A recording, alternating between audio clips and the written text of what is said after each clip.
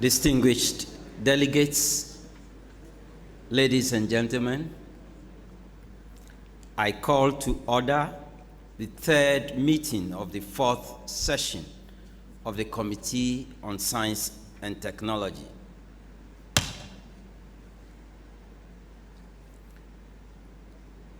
I now invite the committee to turn to agenda item 3C, entitled Interfacing Science and Policy and Sharing Knowledge, for which you have before you document ICCD/COP14/CST/7 ICCD/CRIC18/4. I would now like to give the floor to the UNCCD Secretariat to introduce the agenda item. Mr. Baron, you have the floor. By its decision 15 COP13 paragraph 8, the Conference of the Parties is considering the need for a specific indicator for the strategic objective on drought, which is contained in the UNCCD 2018 to 2030 strategic framework adopted by the parties at COP13. The Bureau of the CST, in collaboration with other members of the SPI, formed a working group in collaboration with the Secretariat to review the options and possible indicators, which are outlined in this document. The Bureau of the CST and the working group concluded that there are a wide range of approaches to defining and then monitoring drought. And parties reported numerous different indicators in use at the national level at CRIC17. All of these approaches and indicators are useful under specific circumstances. However, no individual approach or indicator covers all needs identified by parties. To account for this, the working group developed a tiered approach for the establishment of an indicator and monitoring framework for Strategic Objective 3, which is outlined under the conclusions in this document. Thank you. I thank you, Mr. Orr. Again, to introduce the document ICCD/COP14/CST/7 ICCD/CRIC18/4. I again call on Mr. Orr to take the floor. Mr. Orr, you have the floor. Thank you. So I'm speaking on behalf of the combination of the CST Bureau, the SPI, and the Secretariat, because we all worked in a collaborative way towards this. The reason that I'm speaking is that a number of aspects of what I'm going to present, the CST Bureau and the SPI actually tasked the Secretariat, because it involves ensuring that what we propose in this document is grounded in past precedent within the UNCCD and other intergovernmental processes, particularly UN processes.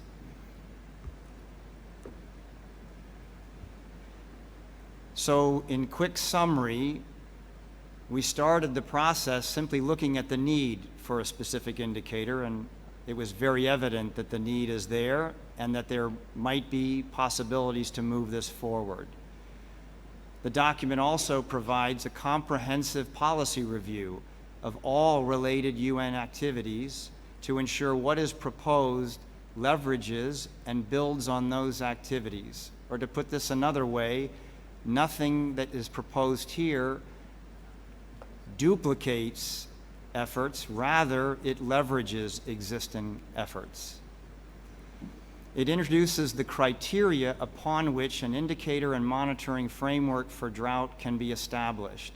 You'll see in a couple of moments why this is so important, because this is where the CST Bureau remembered the fact that it took 20 years to establish the indicators and monitoring framework for the land-based land degradation indicators that we use for LDN that you reported on at Creek 17. And to be quite frank, the message from all in the working group was, we don't have 20 years, we don't have anything but now, and the country parties deserve an approach that could lead to reporting at the next reporting cycle, if obviously it's something that you would embrace. But the goal was to put you in that position, and one of the key aspects of that was to identify the barriers in the past and the lessons learned and remedies, and ensure that those were built in. So you may have wondered when you looked at this document, why is this background information so dense? Why is there so much detail about past decisions, UN processes, the past decisions related to monitoring in the UNCCD? The reason is that all of us know some entity in the UN or other bodies that is pursuing drought, that's powerful and useful.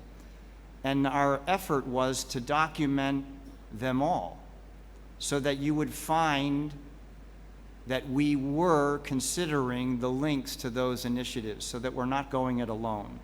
And then the other side of it I've already explained, that this is firmly grounded in the, if you will, the philosophies, the approaches taken by this convention.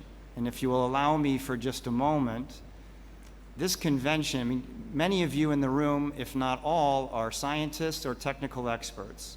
So I can make this next set of comments without any problem for your understanding.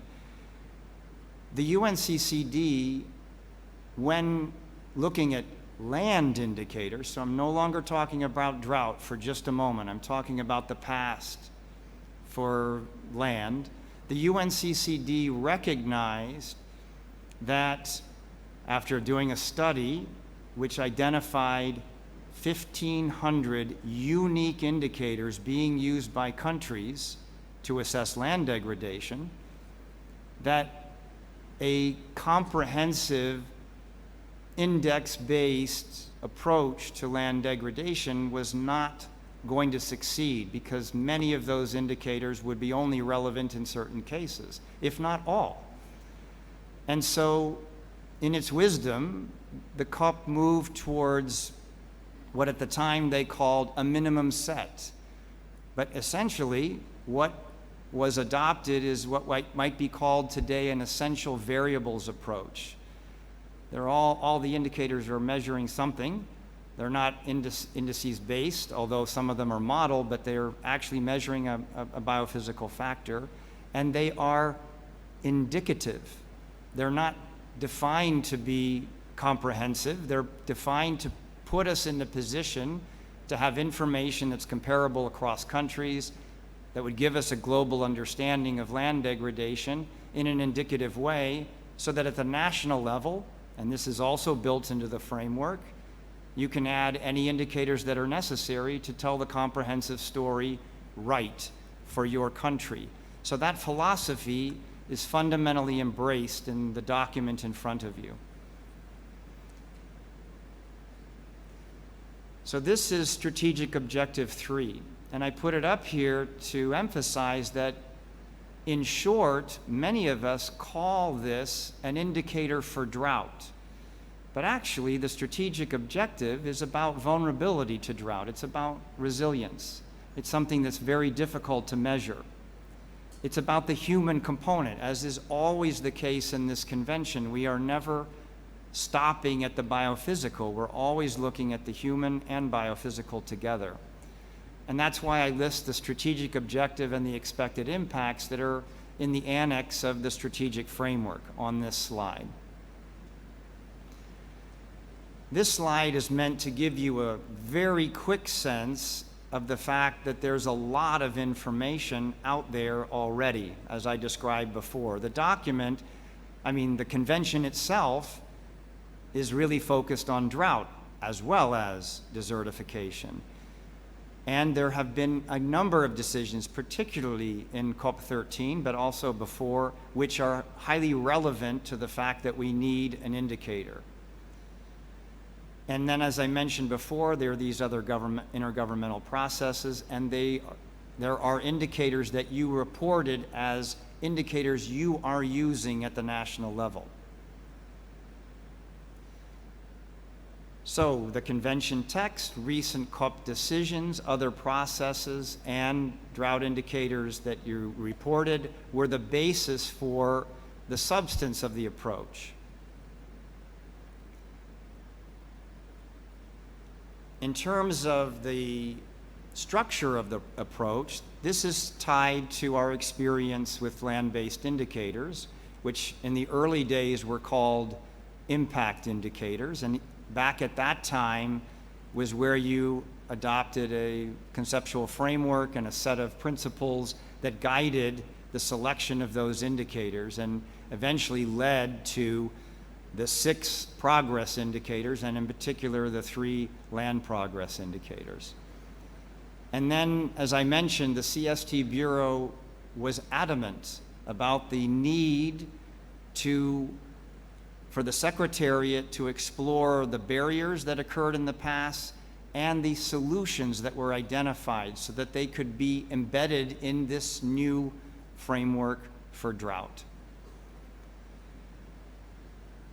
There are, as you saw in the document, many intergovernmental and UN agency-based initiatives that are related to drought, all of which are relevant, and many of which are discussed in common process with support of the WMO through a working group and also through their partnership with FAO and the Global Water Partnership in something called the Integrated Drought Management Program.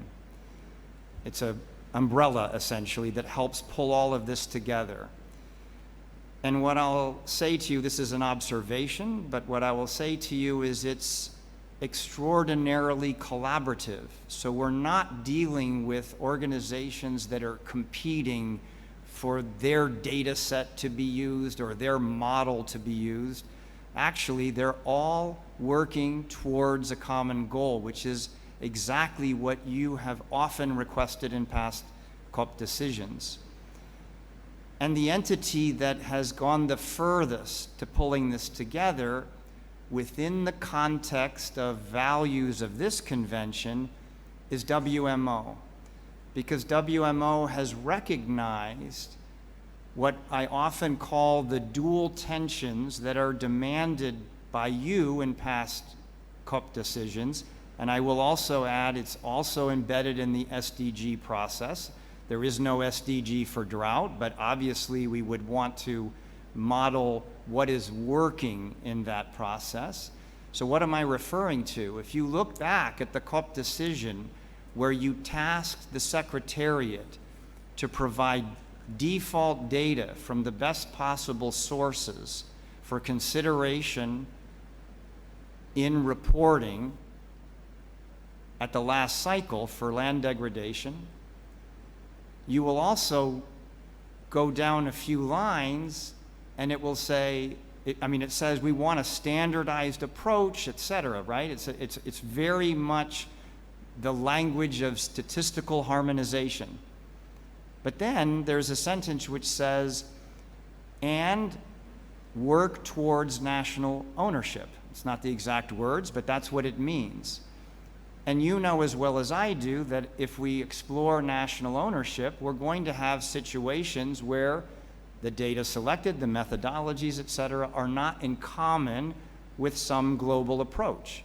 But nevertheless, it's a value. It's something that this convention embraces firmly, and I will add, it is equally firmly embraced in the SDG process. But just like you in the SDG process, where they're pushing for statistical consistency, they're also pushing for national ownership. It's hard to do. So how did we address this problem in the UNCCD? Well, we got lucky. We were approached by Conservation International, who happened to have created an open source plugin for an open source GIS software called QGIS that has the back end in the cloud that makes it possible to serve very large data sets in a relatively fluid manner so that they could be brought into your workspace. And it has the functionality to do the calculations that are associated with what's called the good practice guidance, which is the globally agreed common methodology for those indicators, putting you in the position to compare national data to those default data and make the best choice in each case. So it's basically a software-based capacity building solution because it's very easy to use. Many of you will recall that in the training programs for the Global Support Program, that national focal points were actually running the GIS. National focal points that were not techies, right? Because it was so simple to use. And that's the goal here. We want to be in a position to both standardize as much as possible, but recognize national ownership. The only way to do that is if you are, this word has a technical meaning in the SDG process, I'm not referring to that, but if you're the custodian of the data. In other words, you're maybe coming from the Ministry of Agriculture or Natural Resources, etc., and you might not have responsibility for drought information. That usually is the responsibility of the National Meteorological and Hydrological Service in your country, the Weather Service, we would say, in the United States, where I am from. So WMO, recognizing this, has pulled together all of them, all of those entities around the world to work in a collaborative way. In this case, it's towards alerts related to drought and other hazards. It's not limited to drought. They're not only working on drought, but they agreed to take into consideration, and this is through WMO resolutions, they agreed to take into consideration the concerns of the UNCCD so that we would, in a sense, have the ability to leverage their efforts. And that way we could guarantee the possibility of national ownership. But they also set off a working group trying to pursue harmonization, because when drought maps are generated in each of your countries, they don't look the same and they're not easily compared. And early in this process, let's see if I can get the next slide.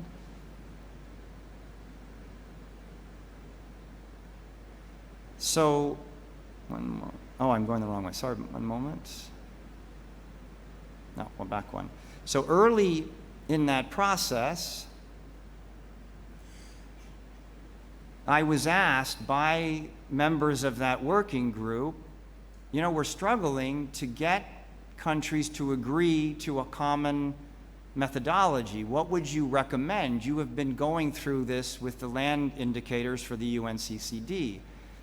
And my answer to them was, maybe you're trying to do too much in the first step. Why not look for harmonization, not of the methodologies in the first step, but the maps?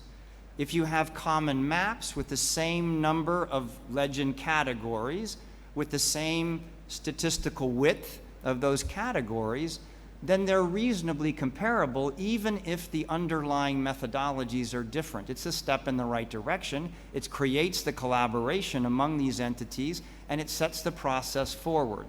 And it worked. They're doing it. They're moving down that path now in the WMO GMAS process that happens to be related to the interests of the UNCCD. Here's the story about national indicators, and I think the most important number here is at the bottom of the first column, 408. Now, be wary here. This was not a study of all the indicators that you use. This is simply what you reported when the question was asked, what indicators do you use? And as you can see, they cross the entire spectrum of drought concerns, and there are a lot of them. So it's not simple, choose the most common indicator here to make this work. All right, now let's talk about the criteria. We've actually gone into this already to a certain degree. Why is there a sensitivity indicator here? Well, yesterday, 4 or 5 countries in here pointed out why sensitivity is so important with the soil organic carbon indicator, right? You were talking about arid and hyperarid conditions, and that the sensitivity is not as strong as it might be in other environments. But nevertheless, we always look for our indicators to be sensitive to the thing that we're trying to address. And in this convention, what was the first indicator that was ever adopted? Well, it was poverty, the proportion of the population under the poverty line. It's the most important in terms of humans for this convention to understand the impact of land degradation.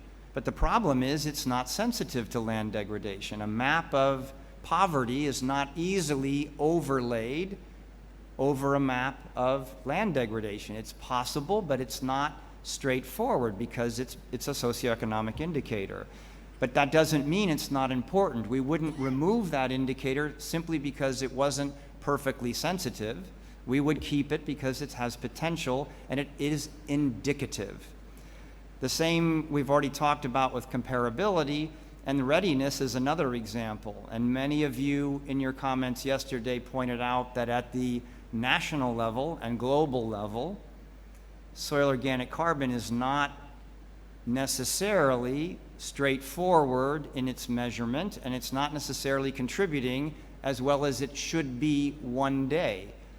But it's a lot better than it was when you embraced the indicator, which was back in 2011. At that time, we would never have been able to produce something like the ISRIC 250-meter map or the FAO map on soil organic carbon. We're moving in the right direction is what I'm saying.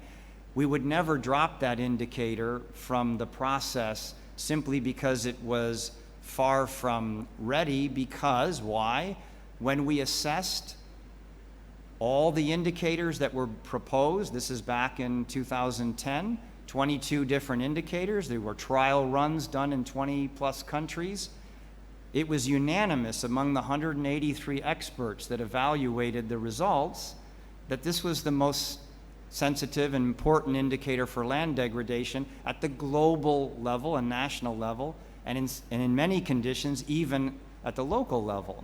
Or another way to put it, it might not be easy to monitor its change, but if you lose it through erosion or whatever process, you know you're in trouble. Even in arid conditions, it's not a good thing to lose your soil organic carbon. So these are criteria, and we have to look at all of them. I'll come back to the gender disaggregation in a moment. So in the document, there's actually a different table that comes earlier in the document that explains these levels. But for our purposes, I'm going straight to the finish line. I'm showing you, once you understand these levels, what indicators make the most sense right now according to this working group. And this is a nice way to show you how the criteria work here. So let's take the first level for a moment. It's a simple drought hazard indicator, right? So many countries have drought monitoring programs where they create a map of drought severity or something along those lines to give a sense of how are we doing in terms of drought at any given time everywhere in the country, right? That's what I was referring to, that that WMO, through their GMAS program, are trying to pull into a more harmonized map, essentially, country to country, so that we could create something globally. So this is very simple to calculate. I don't know if there's any country that's, if they're calculating anything for drought, they're probably creating this map. It's a very common thing to create. In fact, even the underlying methodologies are pretty common, although there is variation. It could be because WMO is already working with the GMAS process, we probably could create this indicator for the entire world in a default data set in a few weeks, right? We're ready to go with this, so it's ready. In addition, it's nationally done, so we meet that criteria of national ownership. But this is drought hazard, it's not drought vulnerability. So it's not fully sensitive to our concern. It hasn't brought in the human component. So let's go to level 2. Let's try to start to bring in the human component.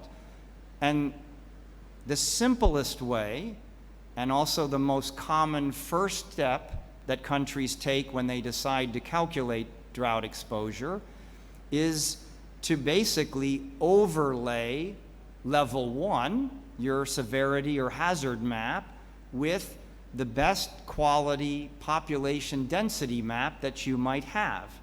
And when you do that, you simply count how many people are showing up in highly severe drought areas, moderate, etc., right? The categories in your legend.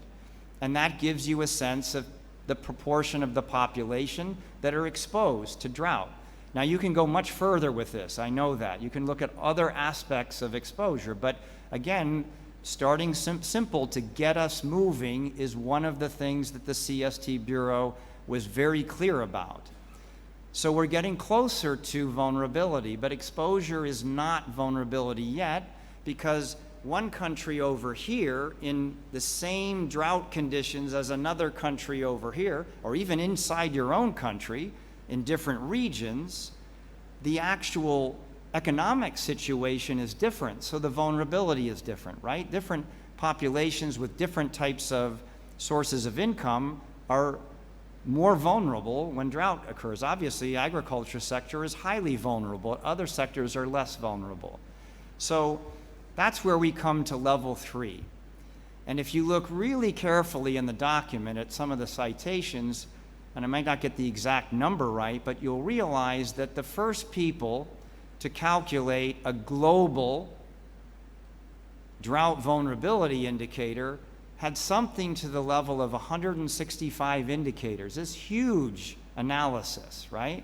Very comprehensive. Never going to be something that we do for reporting to the UNCCD. That would be burdensome on countries. But we're lucky in that the Joint Research Council of the European Commission, JRC, apologize if I got the C wrong, they, 2 years ago, created a drought vulnerability indicator that actually only has 16 variables, and then they did the statistical analysis to see how well it held up against those much more comprehensive models, and it turned out it looked very good, meaning we're making progress towards something that's more doable at the national level. So the last step in this, when we first considered this in the working group, we thought of these as stages as opposed to levels. First you do step 1, then you do step 2, then you do step 3. But the CST Bureau in our meeting in June pointed, and the Creek Bureau, we met with both simultaneously. They pointed out that actually these are really different from each other, and they're complementary to each other. And they also pointed out that maybe this is a place where you put in flexibility for countries to do what's most appropriate for the country. So the recommendation here says one or some combination of these levels. So one way to think of this is if you were to receive the default data for these 3 indicators, and you've never, in your country, perhaps you have never created a drought vulnerability indicator. It's possible, maybe all of you have, I don't know, but it's not as common as the other two. You could take a look at it and you could decide, is it right or not for you to report? If it's not, maybe you only report level 1 or level 1 and level 2. Or you might look at it and say, I like it, I want to report it, and you would report all 3. So you would really go after this.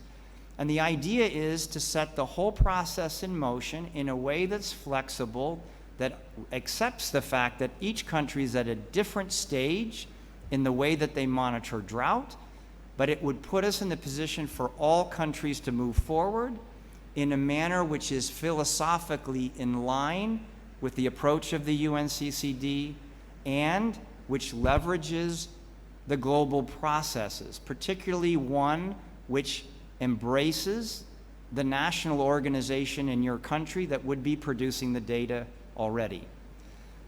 So with this in mind,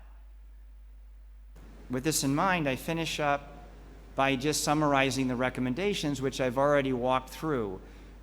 These recommendations, by the way, are almost, except perhaps the first one, I think all the rest are almost verbatim drawn from the decision where you embraced the request to create default data for the land-based indicators.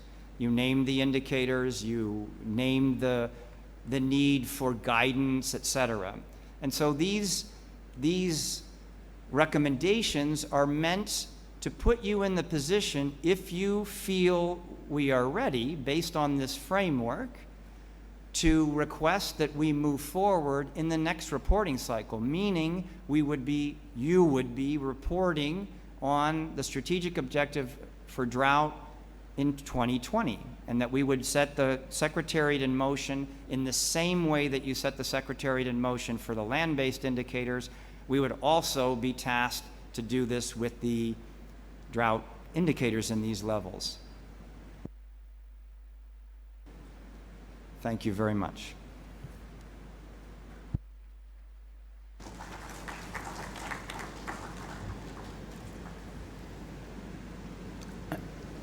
I know this is a very complicated subject, but I thank Mr. Baron for taking his time to break it down so that we can appreciate the issues. I now open the floor for discussions, comments, and any questions that you may have to the Secretariat or to the SPI. Bob is here. I'll take all the comments and then give the floor to the Secretariat and then SPI to respond. Delegates wishing to take the floor are invited to press the button.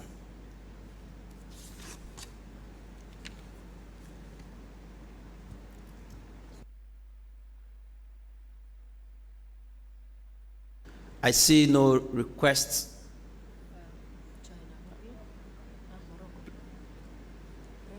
Please press the button so we can see it on the screen here.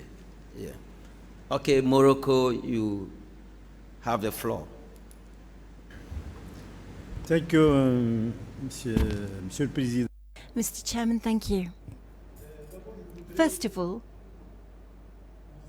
I would like to begin by making a general comment to state that in the Mediterranean, drought is not a new phenomenon, it's a habit. And our parents told us how in the 1940s, there was a particular drought, and this was the worst in the 20th century, and we hope that in the 21st century we won't know one like that. So, although droughts have always been there, how is it that the ecosystems in the 20th century did not be affected?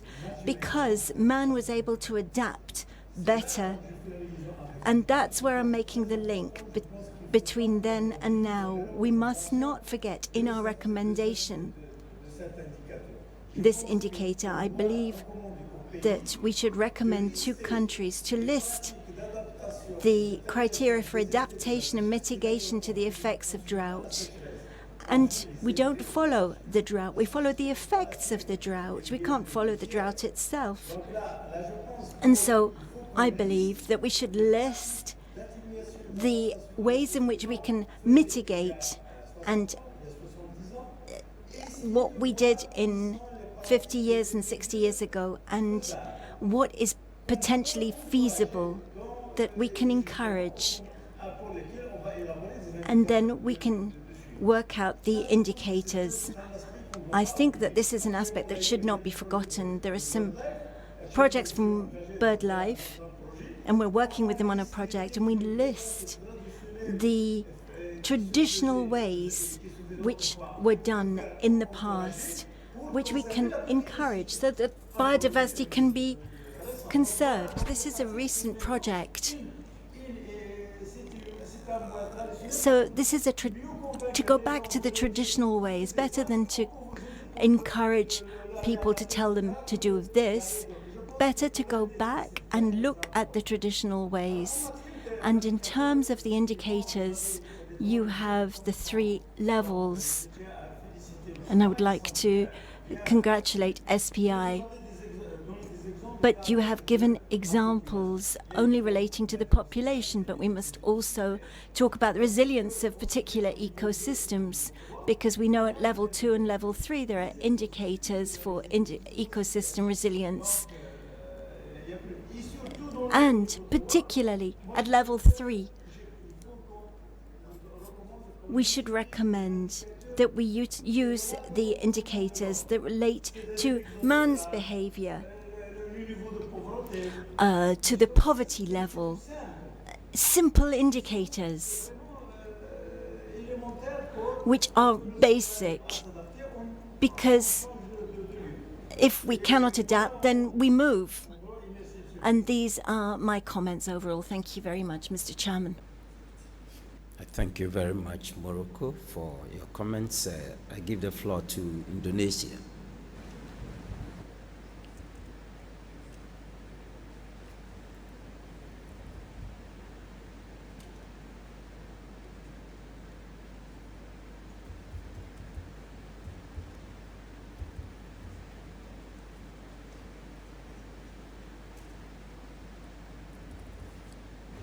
Indonesia, you have the floor. Thank you, Mr. Chairman. I will inform that Indonesia has already mapping the area that prone to the drought, but it is the map is using indicator that is very variative. It is depend on the interest of our ministry. For example, Ministry of Agriculture using the crop mapping, vulnerability, and also for the Ministry of Forestry using different criteria, and the available map on web is produced by the meteorological body that using meteorological data available on the web. That's already in the national level. That is maybe the information I will give to inform to you all. Thank you. I thank you very much, Indonesia. Now I'll give the floor to the state of Palestine. صباح الخير سيد الرئيس. بداية أشكر Good morning, Mr. Chair. I would like to thank the chairman.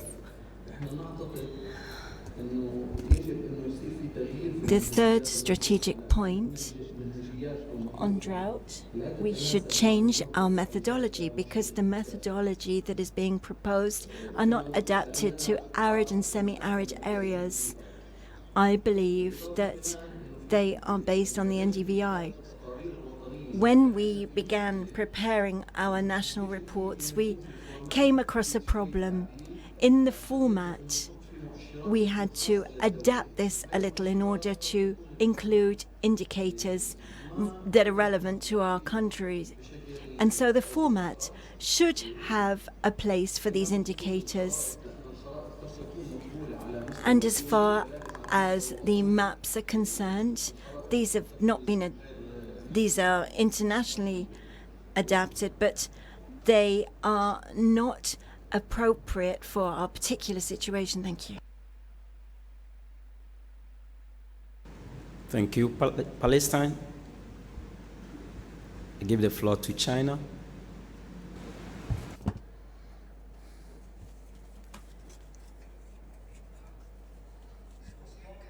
I would like to start by thanking the Convention Secretariat and the Committee on Science and Technology for their hard work and efforts. I would like to mention two issues.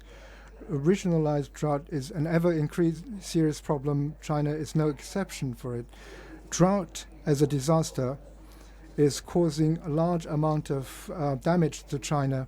China has already set up a smoothly operating operational system for drought forecasting and early warning. We can do daily, real-time, 14-period rolling observation, monitoring, and forecasting. The system also includes a real-time updating drought situation system and can also assess the impact of drought. We hope this Chinese national system, this experience in setting up this system, can play a part in helping the UNCCD in achieving strategic objective 3 for mitigation, adaptation, and management of drought, to strengthen the resilience of vulnerable communities and the ecosystem. The discussion mentioned the CSD document 7. It mentioned certain reports by the IPCC. We hope that the 2012 IPCC report can be mentioned. This report is on the managing the risks of extreme events and disasters. The report particularly discussed the impact of drought, and drought is one of the focuses of this report. We hope the document 7 can actually mention this particular report. Thank you very much. Argentina, you have the floor.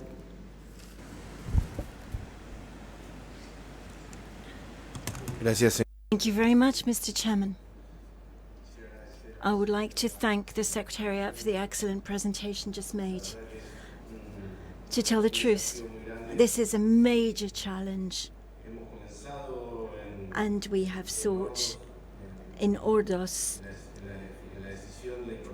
in our decision to incorporate strategic objective 3 to deal with this matter of drought. And over the last 2 years, states parties have made efforts to incorporate this in their national reports in Argentina. We have it incorporated in our national action plans, and drought is incorporated from the point of view of the vulnerability and the effects of drought on a particular area. And therefore, we would like to highlight the importance of an indicator, or the list of indicators that we can put together to measure the impact in accordance with the strategic objective 3, based on the impact of the drought and the vulnerability that this causes in a particular area. We know that this is a very difficult issue from a technological, scientific point of view, and also from the point of view of capacity at national level. And therefore, we would like to request the assistance of the international community, the meteorological services at global and national level, so that they can assist us, as well as the appropriate finances in order to make progress. in the best way of measuring this, which we would believe should be indicators relating to vulnerability in Argentina. We are working towards this with our National Meteorological Service and are making progress in a pilot project at local level. And the first results that we have obtained from this project have been on the impact of drought. It's variable depending on the particular zone. It should be measured or weighted in terms of how it affects each particular ecosystem. Thank you. Thank you. Thank you, Argentina. South Africa, you have the floor. Thank you, Mr. Chair. I just want to congratulate Dr. Baron Orr on giving us a very good explanation. Now my computer's gone off. I cannot read what I've written. But in any case, about the 3 levels, I'm going to speak now from not from my notes, which I made, but thank you, Baron, for explaining the Secretariat, UN Secretariat, for really explaining this document in more detail to us. I think we understand it much better now. But I want to say one thing about the drought indicators. The drought indicators, which we get from the WMO and through the GMAS framework, is for a global assessment. And I urge countries to also verify the data on a national level, because we often get differences. And as said in the document on item 12 or paragraph 12, the approaches for calculating drought are country or must be done on national level for a drought index and use appropriate for national circumstances. And this is a very important aspect that Dr. Baron Orr alluded on, that we use it for national, but we have to verify the data that we get from the GMO, from the WMO, to also verify it on the national scale, and what is important for your country, your ecosystems. And the same was said by Argentina and also Palestine. It is a very important aspect. Thank you, Mr. Chair. Thank you, South Africa. I call on Venezuela to take the floor. Venezuela, you have the floor. Thank you very much, delegates, Chairman. I would like to thank the Secretariat for the presentation of this item. It was precise and concise and has allowed us to have some clarification on some issues. We believe that the support of WMO is very important as we seek to evaluate the appropriate indicators. We also require the technical capacity, and this must be taken into account at national level. And in the early warning systems, we need to have an indicator on vulnerability. We started developing this recently in our country. In some particular areas which are particularly affected. And the indicator that we use in Venezuela is on rainfall, meteorological rainfall, and this is presented in our national report and has allowed us to make an analysis of this particular phenomenon and make an assessment of its intensity and its duration. Venezuela has been struck by the El Niño effects and the climate change that followed, and therefore we believe it to be important to have support by the organizations responsible for meteorology to strengthen our national capacity. And we think it's somewhat premature to set up these indicators. We need to evaluate them at national level so that we can consider and are not yet ready for a report that is so precise. We need to make assessments, and these all need to be made at national level. Thank you. Thank you very much. I call on United Arab Emirates to take the floor. شكرا جزيلا سيد الرئيس. ملاحظة تتعلق. Thank you very much. I have an observation to make regarding the environment in which many countries now find themselves in. Countries with specific climates. We must take into consideration countries of level 3. Countries in level 3 live in a situation which are affected across their entire territory. I'm talking specifically about countries with arid climates. We need to ensure that this does not have an impact on the categorization and the classification. Thank you.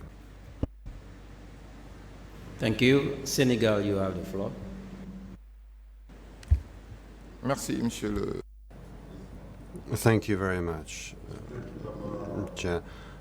At the outset, I would like to thank and congratulate the Secretariat for all the work accomplished and for the high relevance of the proposals that have been tabled. Senegal is a member country of the Organization Against Drought, and we have worked a great deal on this issue. We have worked to develop maps, we've worked on cartography, mapping vulnerability, and also meteorological issues. We are of the opinion that at each and every stage, a great deal of focus should be placed on the indicators. The combination of the 3 levels seems to us to be a critical aspect, and this comes from an analysis which is highly pertinent. We need to understand that it is necessary for us to get closer to reality itself. We need, through such analysis, to engage in a way of working that can help us focus on vulnerabilities and build up the capacities of each country. This is very important for us to be able to identify the real issues as regards drought. Thank you. Thank you. Niger, you have the floor. Merci, Monsieur le Président. Thank you very much, Chair. Chairman, at the outset, we would like also to congratulate this group for having done a great job. We thank you for presenting a document which is more or less complete. The document focuses on the state of the indicators relating to drought. We note that this presentation is fully in line with the recommendations and proposals of the last COP15 of COP13, specifically, which recommends to the current COP14, that we end up with a clear indicator on drought. I think that through this presentation that was made for our benefit, we will be moving towards an implementation of that recommendation. Next, Chairman, it seems to me that Niger faces challenges. We believe that it's necessary to take into account the sub-regional experience, and we do have specialist institutions that are active in this area. I could cite Agrimed, Akmad as examples, two of our institutions who are working actively around these indicators, studying vulnerability issues related to drought. We also have national institutions in addition to sub-regional ones. Our national institutions are generating very interesting data that should also be taken into account. Chairman, I'm afraid that during the presentation I didn't quite get the link between drought and the various initiatives, whether they are national or regional, in relation to the climate. There are sub-regional initiatives which are of interest to us. In Niger, for example, I could note the Sahel Climate Initiative, which also is working in the same area. I think we should take into account the work of researchers together with this initiative in order that we can bring new elements of a response to the challenge of drought. Of course, we need a reality check. We need to start with what we already have, and there are a lot of national and regional efforts that we can take as a starting point. Chairman, I'd also like to go back to the issue of the combination of the three levels on which you briefed us. Indeed. Are all countries in agreement with the idea of the three levels? Should the countries consider the level individually? Should they prepare a response individually with respect to those levels? Or what is the best combination or approach in order that we can inform on which levels we would like to end up with? Thank you very much, Chairman. Niger, thank you very much for your perspectives and the questions. I invite Chile to take the floor. Muy buenos días. Good morning, everyone, and thank you so much for giving us the floor. We would like to make a few short comments. In the past, drought was related to rainfall. However, currently, the issues relating to drought have transformed into structural processes, and therefore the indicators that are being proposed relating to vulnerability, exposure, are very appropriate and quite simple to utilize. However, the effects and the impact of drought do have implications on other components, and we share the fact that they are related to adaptive practices which can be carried out by the various productive sectors as they seek to protect the ecosystems. In the case of agriculture, I know that there's a correlation between the farmers and best alternative practices in terms of conservation, practices of conservation of water, and how to manage the crops and the micro water basins need to be conserved as well. Finally, we would like to point out that in the central areas of Chile, the ecosystems are semi-arid, moving to arid, and we have a drought that has been recurring over the last 20 years, where we've had 350 centimeters of rainfall, and in Santiago de Chile, 67 millimeters. And this obviously is affecting the crops. Animals are dying. And some of the forests have become dry areas.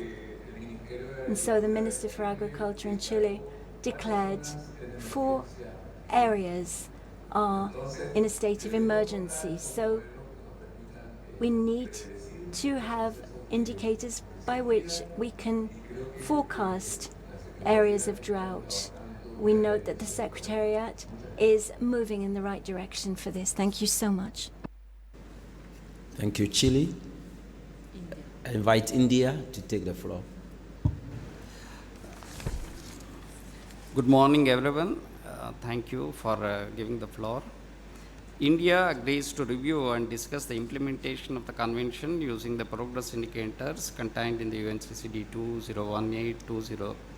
2018-2030 strategic framework. At the national level, progress towards the strategic objective 3 will be estimated using the various variable or the parameters of the drought conditions, particularly those being used in support of the national drought management plan or policies. India appreciates the UNCCD efforts for developing 3 levels, that's simple drought, hazard indicator, and exposure indicator, drought vulnerability and indicator. India has already made a tremendous progress in the assessment of the drought. It's working on various aspects. It uses all the technologies and brings the interlinkage amongst the ministries, and it uses the space-based inputs. So it has already standardized the procedures. Drought management in India is carried out at 2 levels, that is at the national level and at the state level. Ministry of Agriculture and the Farmers' Welfare is a nodal agency for the drought at the national level. India has brought out the manual for the drought assessment, which with the interaction with all the various ministries in 2016, which is published by Ministry of Agriculture and Farmers' Welfare. And in addition, whatever the Indian Space Research Organization that has produced various space-based inputs for the drought assessment has been brought out as a standard operating procedure, such as SOP, and is being put and made into the operational within the attached Ministry of the Department of Agriculture called the Mahanabalis National Crop Forecast Centers. India engages all relevant ministries, and also it's a major responsibility for establishing the ground management implementation that lies with the State Department, including the preparation of the action plan, contingency plan, drought manual, and the governance for the drought management. In addition to this, the most important thing is there is also a need to include the adaptive capacity as a sub-indicator for assessing the drought indication, and also it's more relevant to bring the human migration patterns, which may be included as an indicator. Drought being spread out and highly variable, it's very important to capture the spatio-temporal dynamics of it. Therefore, mechanisms to include space-based observations in monitoring, especially the components related to the surface runoff, base flow, surface water body, soil moisture, ground water, reservoir levels, etc. These can form some of the components in assessing that. India, as it has also working with the various other institutions and making a capacity building to the other countries as well. So there is a need to have the awareness building and India is willing to provide the training to affected country parties regarding the methods and approaches on the drought resilience and the early warning system. There is a need to have the regional cooperation and establishing the monitoring mechanism. Also, it's good that all nations should identify certain fund for the drought and the desertification, so which will encourage the newer research and also for the better handling of that. Thank you very much. Thank you. I invite the United States to take the floor. Thank you, Chair. So the United States welcomes the careful and thorough work on drought. We are also very grateful that it has leveraged considerable existing resources instead of attempting to create a completely new system, and would encourage use of these resources wherever possible in order to minimize both reporting costs and complexity for parties and management costs for the Secretariat. In preparing for discussion of this document, we have found consultations with our WMO representatives to be very helpful. WMO does have a very useful country profile database for other parties who may wish to contact the representatives at cpdb.wmo.int. And again, this can be used also to get information on what other countries are doing. We also note that others have referenced the importance of local interpretations and data and welcome the flexibility provided by the proposed approach. Finally, we note and welcome the Drought Toolbox, which is available on the UNCCD Knowledge Hub, which provides many additional resources that can be used to support our efforts. Thank you. Thank you, United States, for your comments and additional guidance. Yes, we invite Guinea-Bissau to take the floor. Merci. Thank you very much. I'm Simon Camis, representing Guinea-Bissau. I would first of all like to thank the organizers and also thank the host country. I have a few small comments to make. Initially, Guinea-Bissau, as you know, is a small country, 35,000 square kilometers, with less than 2 million people. We have been confronted by a serious degradation of our production system. Notably, this concerns mangrove, agriculture. We're talking about a major source of income for the country. Our forests have been devastated. Now, currently, due to the current industrial culture, we have had major problems and disruption of the food chain because the mining industry offers higher wages. So for African countries that face such industrial and production challenges, what role can be played in the fight against desertification to help them? Forests are being replaced by artificial forests with food products that are being introduced. We have a great deal of need from neighboring countries, Guinea-Conakry, Senegal. We need to win time in this battle, getting control of our agriculture to protect forests. We want to work together to open up with those countries, to work together to fight desertification. Thank you. Thank you. I invite Bolivia to take the floor. Thank you very much, Mr. Chairman. We would like, first of all, to thank the convention for, in Santa Cruz in 2017, the fact that there was a regional conference that took place on the issue of droughts.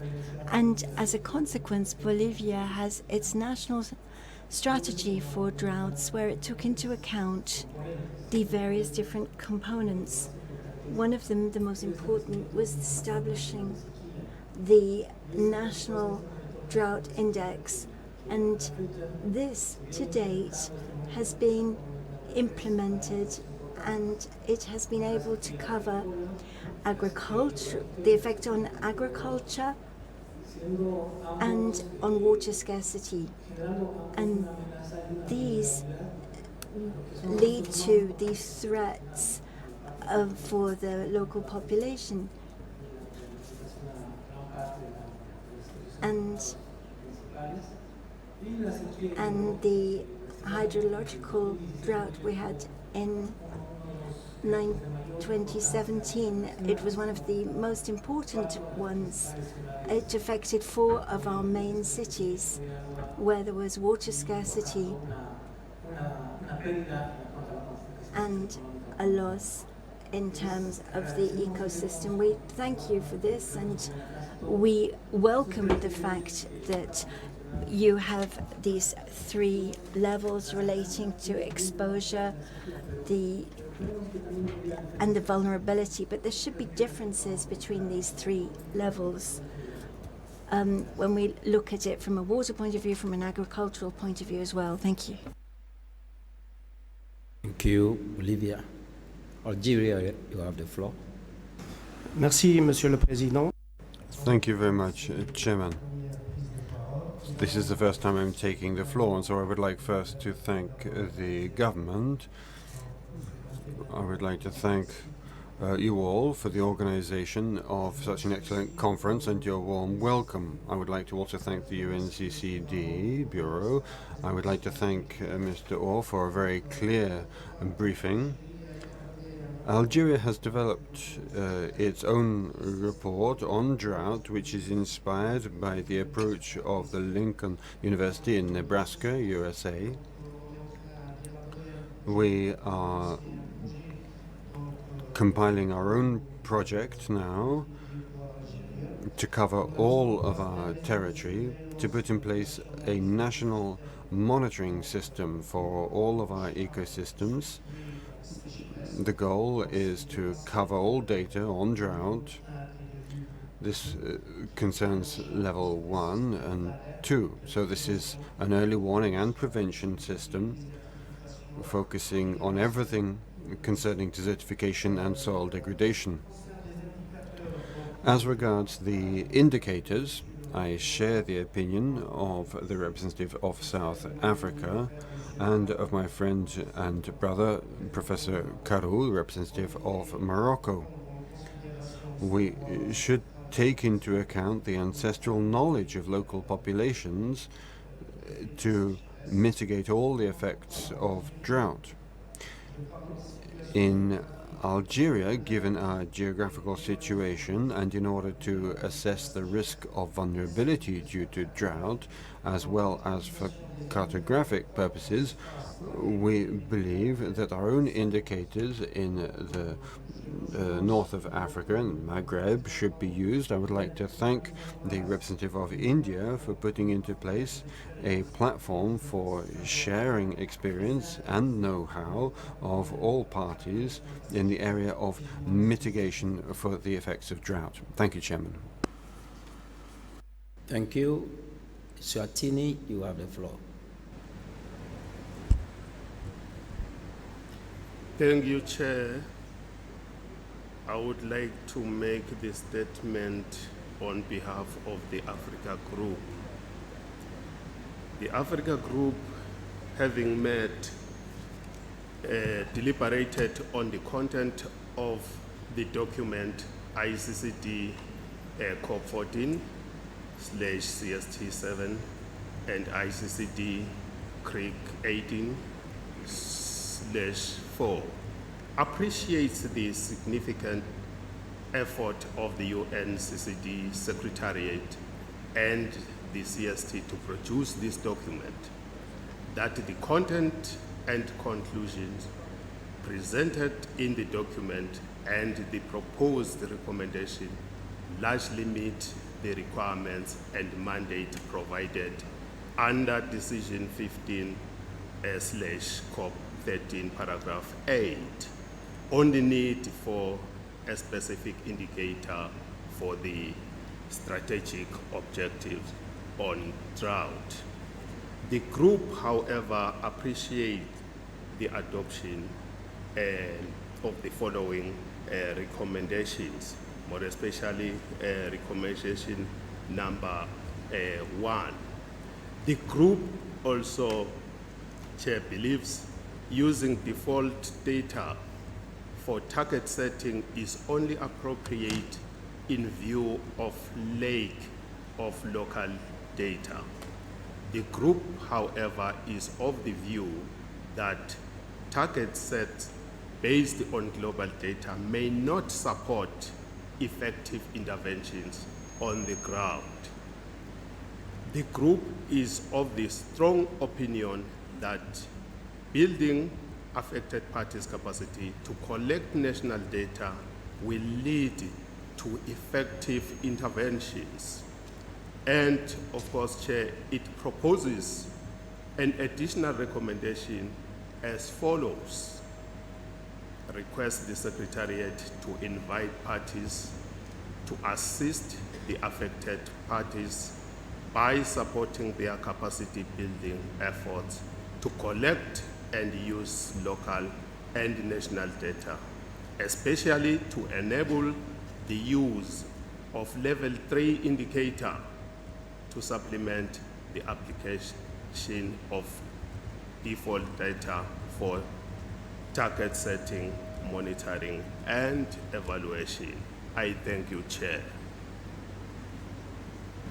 Thank you very much, Swatini, for your submission. I invite Peru to take the floor. Gracias. Thank you very much, Mr. Chairman. We would like to inform you that our country, Peru, has been carrying out a great effort under the leadership of our National Meteorological and Hydrological Unit, not only to approach the issue of drought in terms of risk analysis and extreme events, but also as a hazard related to climate change.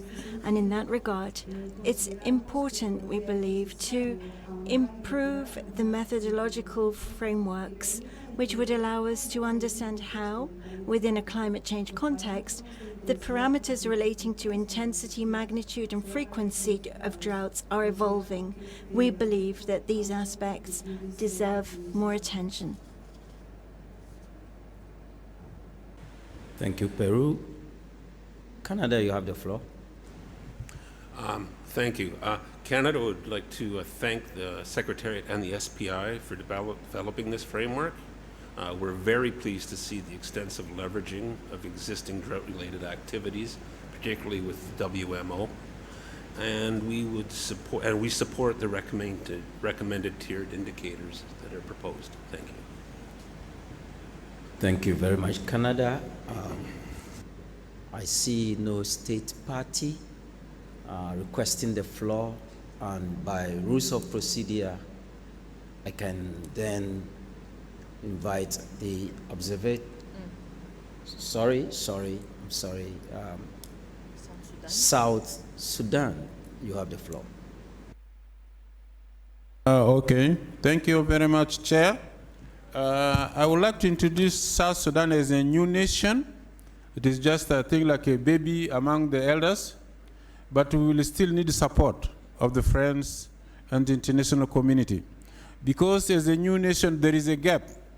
You know, we lack some instruments for monitoring, droughts, early warning systems, and all this. These are not still established in South Sudan. We're still going in a slow process, and we will need support of international community. Because this year, there was a drought in South Sudan. There was a drought, the rains started late. We used to have rains in April, but this year it started in June.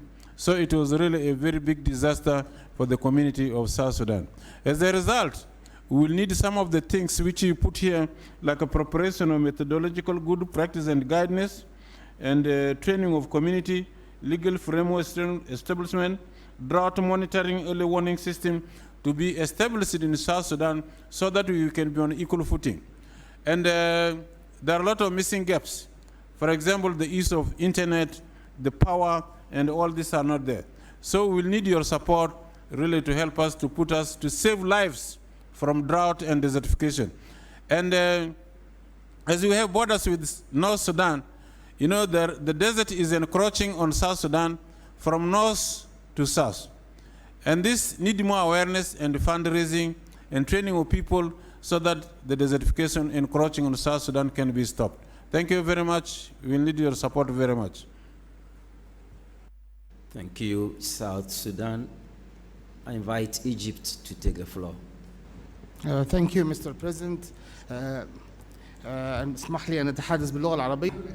Allow me to speak in English because I'm talking in my capacity as representative of Egypt and of the Arab group.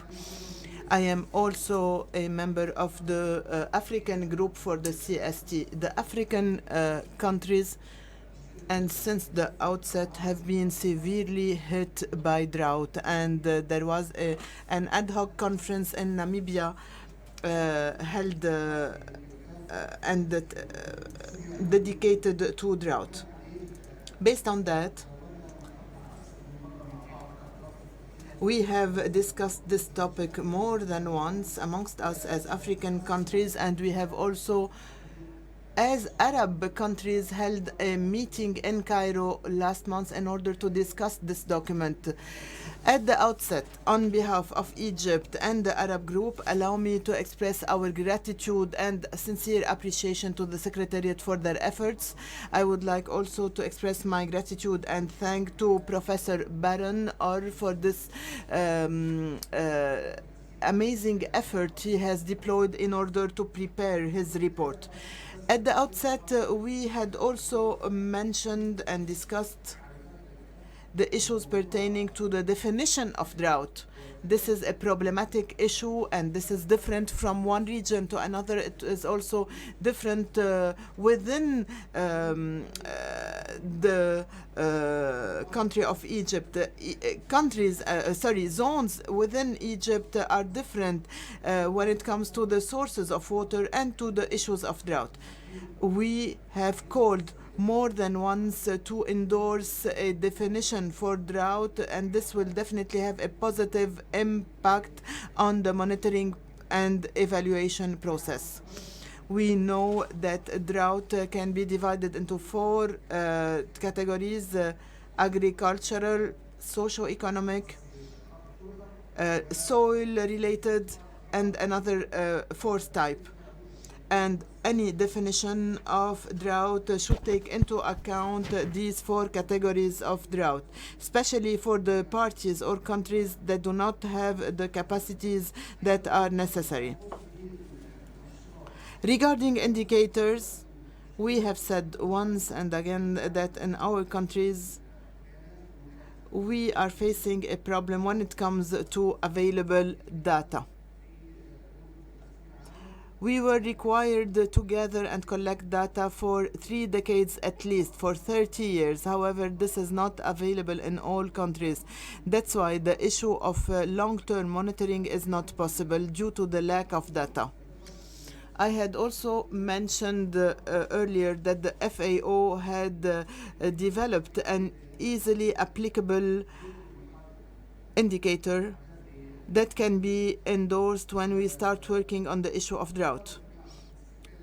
And I invite the UNCCD Secretariat to communicate with the FAO in order to provide support to the Arab and African countries when it comes to this indicator, because this will definitely have an impact on the drought preparedness in our countries. Thank you very much.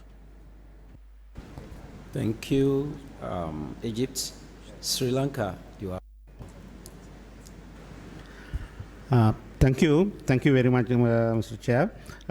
Sri Lanka would like to highlight that the most of the countries, especially in the Asia Pacific region, are facing the effects of droughts, and this is aggravating with the climate change scenarios. The drought and the climate change has multiplier effects on land degradation, and it is very vital to emphasize on soil fertility loss and the productivity loss, in addition to the water deficit, especially in the groundwater depletion. So therefore, emphasis have to be given to states' status of soil fertility, soil and soil erosion, and agricultural productivity, and the groundwater availability and groundwater recharge, in order to face the ever increasing droughts. So measures have to be taken to maximize harnessing rainwater harvesting, harness the rainwater by means of rainwater harvesting and with various means. These facts also should be taken into consideration when it comes to data, information, and indicators. Thank you very much, sir. Thank you, Sri Lanka. By rules of procedure, I see no requests for the floor from a state party, so I can invite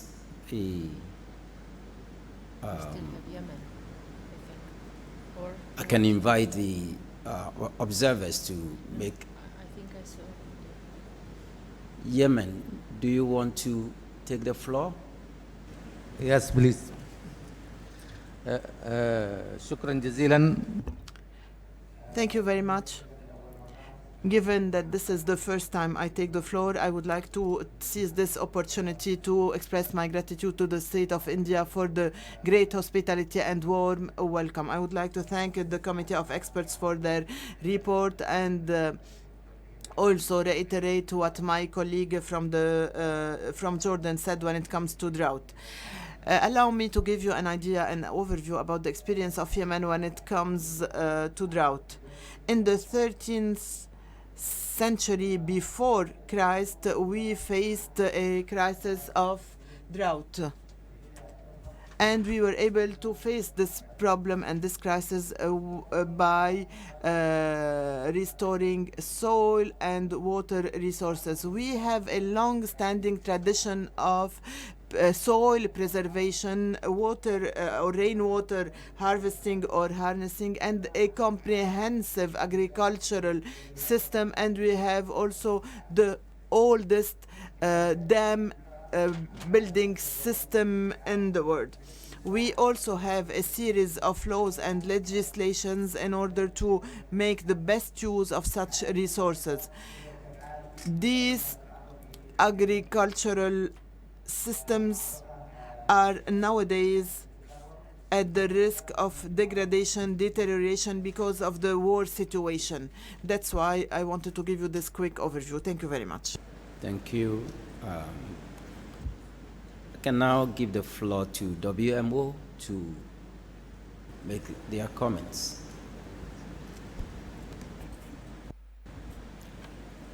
Thank you. Thank you, Mr. Chair. As an observer organization, I wish to provide some complementary information, additional information in base of the comments made by the parties here. The development of a WMO Global Drought Indicator was approved by the member states at the recent Congress 18. And it was supposed that system is enclosed at the Global Multi-Hazard Alert System framework. You will see the drought is another hazard, has different behavior, but it's expected to have a system that will display at global level where the hazards are occurring all over on the time and all over the world. But I wish to remark that that information will be not UN information, will be based, or will be UN, but will be always based on national information. So the alerts would be derived, or the information, the data, and the products that will display it will be always originated at country level. So you could have this a reference. There is how the global alert envisaged model is. We can mention that the European Meteor Alert System is created by aggregation of national alerts, and the harmonization fact is the Common Alert Protocol and the color codes. So you have this common approach in order to have the similar information understanding all over the world. Back to the drought specificities. I say that drought indicator, I have to remark that drought indicators will be only a first step before impact assessment, specified by sectors, as have been mentioned here by some countries, and having in account vulnerabilities. And also planning on prevention and recovery. This global drought indicator will be developed through collaborative efforts. So we are not planning to make us alone, but WMO is collaborating with Global Weather Partnership on the Integrated Drought Information System Program, and together with UNCCD, FAO, and other international, regional, and national partners to develop those drought monitoring and drought management tools, publications, and projects all over the world, including, and that's also very important to remark, training activities. So this is not supposed to develop a simple and single indicator in close cooperation and accordance with all the national standards, but also to provide training on the use and on development of further tools. Finally, to remark that this is a cooperative effort between UN agencies, specifically this time with UNCCD, WMO, and other agencies in order to develop and support countries and fulfill UN mandates and objectives. Thank you very much for your attention. I thank all of you for your interventions. I would now invite Mr. Orr and the SPI to address your comments and questions. Mr. Orr, you have the floor.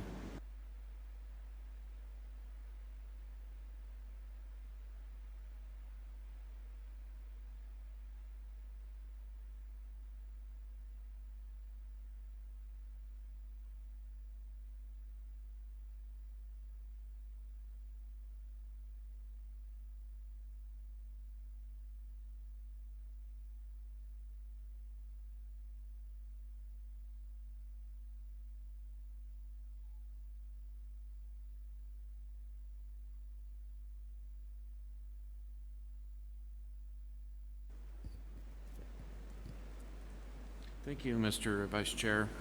My name is Mark Swoboda, the Director of the National Drought Mitigation Center at the University of Nebraska-Lincoln. Just a few comments before turning it over to Dr. Orr. I'm a member of the SPI team and help co-chair the drought subgroup within the SPI. Just a couple comments. One, in regard to the issue of the arid, semi-arid countries, this is a challenge. We've worked in many countries through efforts with the IDMP that the observer from WMO had mentioned earlier, working on indicators beyond just a simple NDVI index. What we're looking at is much more centered around evapotranspiration, evaporative demand, day-night land surface temperature differences, things that account for sparsely vegetated areas where maybe pastoral grazing is critical. We've done a lot of this work in the Middle East, North Africa, and see this as a new suite of tools that are both from observations and models. So this is what we call a convergence of evidence approach, where we have not a single indicator that's going to always best represent drought in every country the same way, but rather we can adjust weightings and tailor it specifically to the needs of these countries where aridity is a major factor.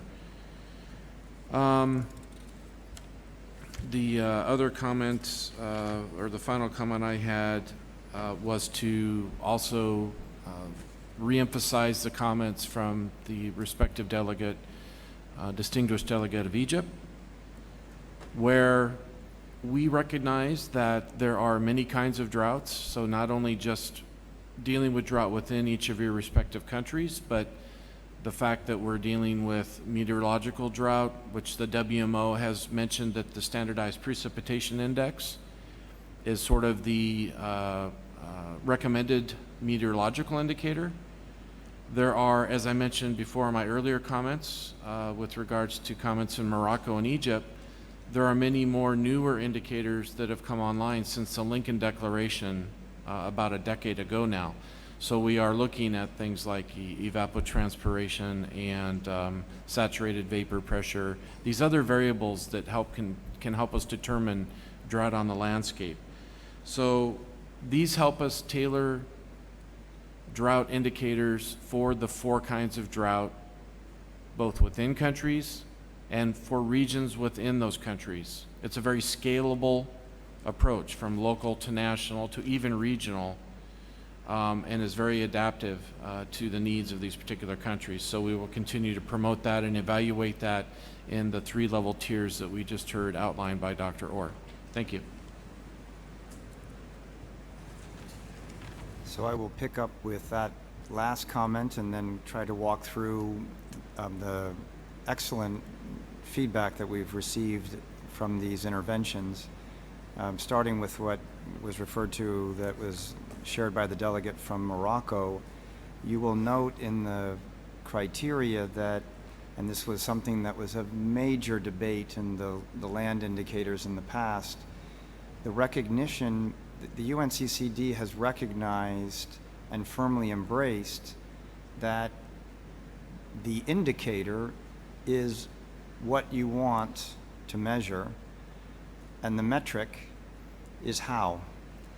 And the indicator is written generally in terms which are not overly specified, whereas the metric, once it's selected as the measurement that would be used for that indicator, can evolve.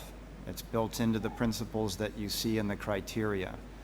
And so that is our mechanism to not be stuck, right? We're in a position like what Dr. Svoboda just mentioned, this possibility that maybe the standardized precipitation index is relatively universal and perhaps a good place to start, but that will change, and we need to be in the position to allow that to happen without having to restructure the entire thing every time. Hence the adoption of the indicator, but the metric becomes something that's operational and that it changes through time. So keep that in mind.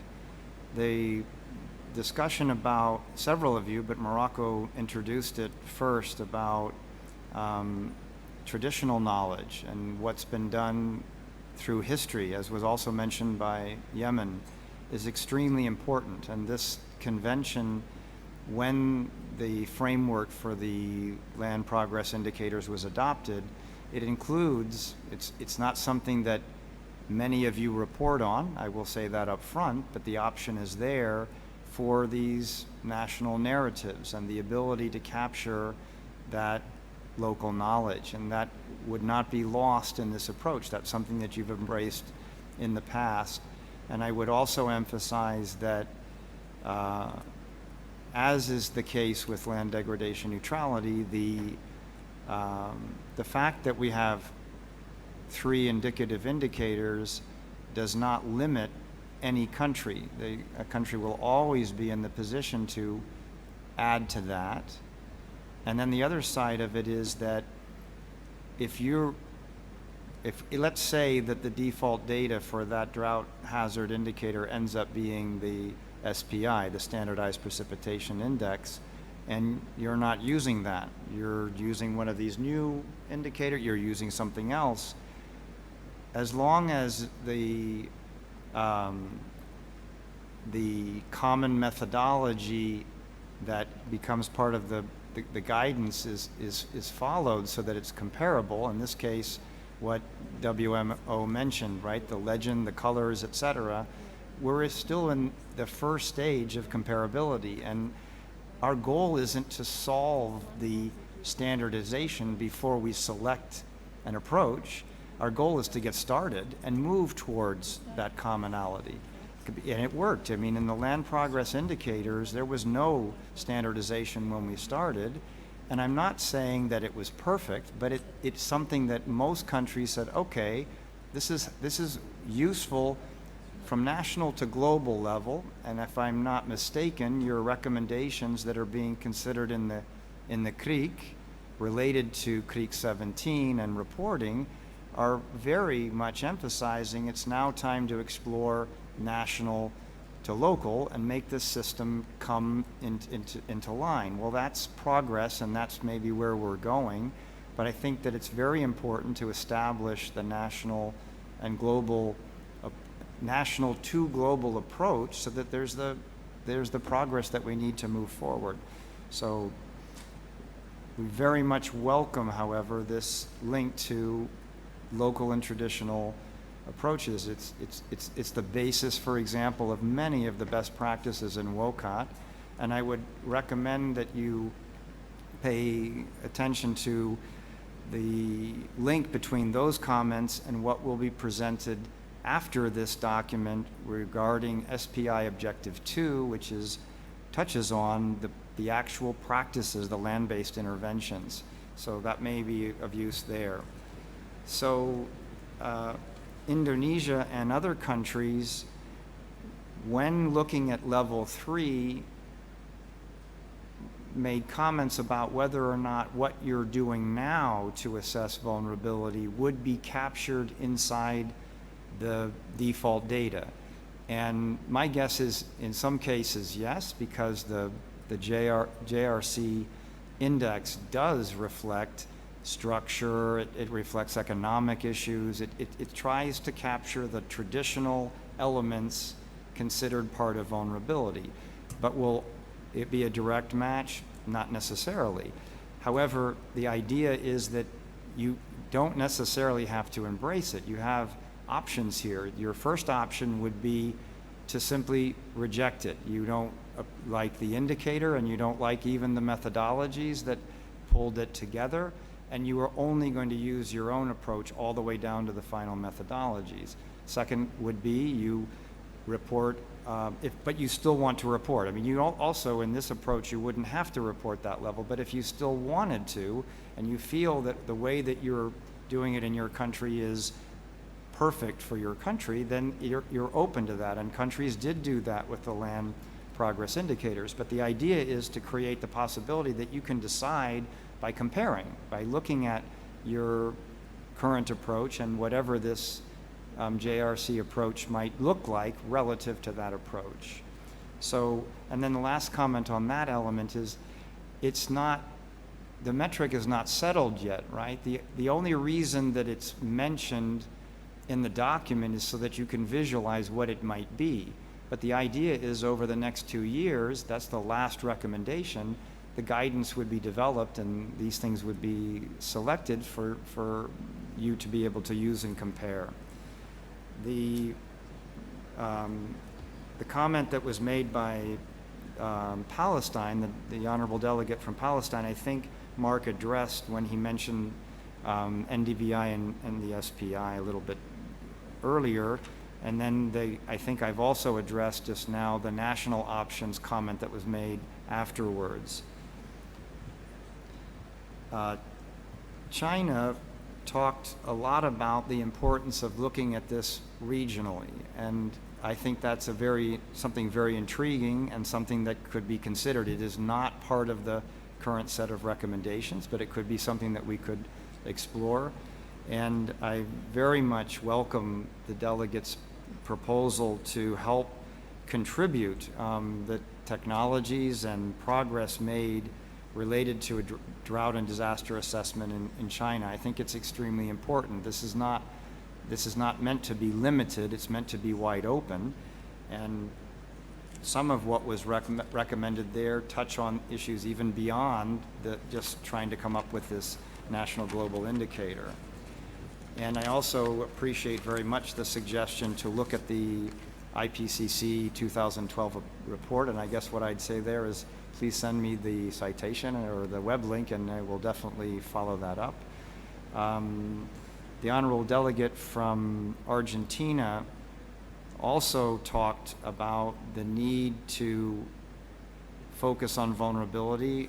They've already incorporated this into their national action plan, and the concern was if progress is being made, how will that reflect? And I think that, again, this comes back to the process of developing the good practice guidance. And I think that many of you during the global support program where the trainings took place for the land-based indicators, one of the most intriguing parts of this is that whatever our opinions were walking into those trainings, they changed once data were compared. I'm not saying that we said the default data are better, but we got many, many insights from that comparative process, and I would encourage that we embrace that philosophy further. There was an excellent comment that was made afterwards, both by Argentina and South Africa, about the concept of doing this in a weighted way by ecosystem effect. And I think that that is extremely important. It's something that also mirrors what we encourage when we focus on LDN, where we look at this at basically land type by land type. And I think that's something that could be taken into consideration in the development of the good practice guidance. And then I think the representative WMO addressed the question that you raised about this more specificity about the GMAS, the network, if you will, that means that what WMO is doing is not really a global data set that's created in Geneva, but instead an approach where countries are producing these data sets, but at least in a common mapping way, if not underlying methodology, step by step, as we talked about before. Venezuela mentioned that their approach builds from their early warning system, and I think you heard from the representative WMO, it's actually the same. They've also built this from the collaboration on alert systems, because that's a good mechanism for getting countries to talk to each other. And I think that approach is sound, and we should go down that road. And the element that is related to are we ready for this or not, I think that the process of moving over the next 2 years to creating good practice guidance for this should put us in the position of being able to decide that and at a country level, at level by level. So I think it's an excellent comment that is crucial to be sure that what we do is relevant and useful. The UAE comment also, I think Mark addressed that a little bit, United Arab Emirates comment with his feedback, but also I wanted to make clear that at level 3, if you're already pursuing this in some way, it's you who decides ultimately what gets reported. We're very grateful for the comments from Senegal, which pointed out very specific aspects of what we're trying to propose as being relevant and useful, and I think that if the framework is right, I think that is the first step, and so that is very welcome. And I think that the emphasis on vulnerability, in other words, trying to get from all three levels in combination is something to consider, but I think the flexibility of being able to choose is important. And that also relates to some of the comments that were made by Niger, who also mentioned this aspect of this regional approach. They also mentioned the importance of the link between drought and initiatives in relationship to climate. A couple of other countries have mentioned this. So it's not explicit in the document as it stands, but I wanted you to point out to you that in the land-based progress indicators, this issue came up as well, and that is why the title of the indicators, both for the land progress indicators and in this model, use the word trends. So the idea here is that we would approach this from the basis of trying to look at this through time. Now, perhaps not all the variables that some of you put forward, but at minimum within those indicators, we would look at this from the point of view of trends so that we would be able to see where we're headed and why, right? So that's there. Niger also mentioned the need to take into account what researchers are doing in country, and I think that I had some ideas of what to say here, and then heard later first what China proposed, and then later what India proposed about contributing to, if I heard correctly, both countries. I don't want to put responsibility on you that you're not committed to, but it sounded like there is a very strong interest in both countries to actually contribute to the knowledge management side of this, so that we end up with that sharing that Niger was proposing, that we capture what we already have, and that becomes available not only inside the country but beyond. Okay. Okay, that's fine. With the comments that were made by Chile, there was discussion about adaptive practices. I'm not recalling exactly the 16 variables in the current proposed vulnerability index, but I know that there's an element of adaptive capacity in there. But I also wanted to note that the comment then moved to actually what we're doing on the ground, which I think is important, and that will be covered in the next discussion on official document CST3. The Chile also was one of those that was talking about the trend side of this in terms of the 20 years of drought that they mentioned.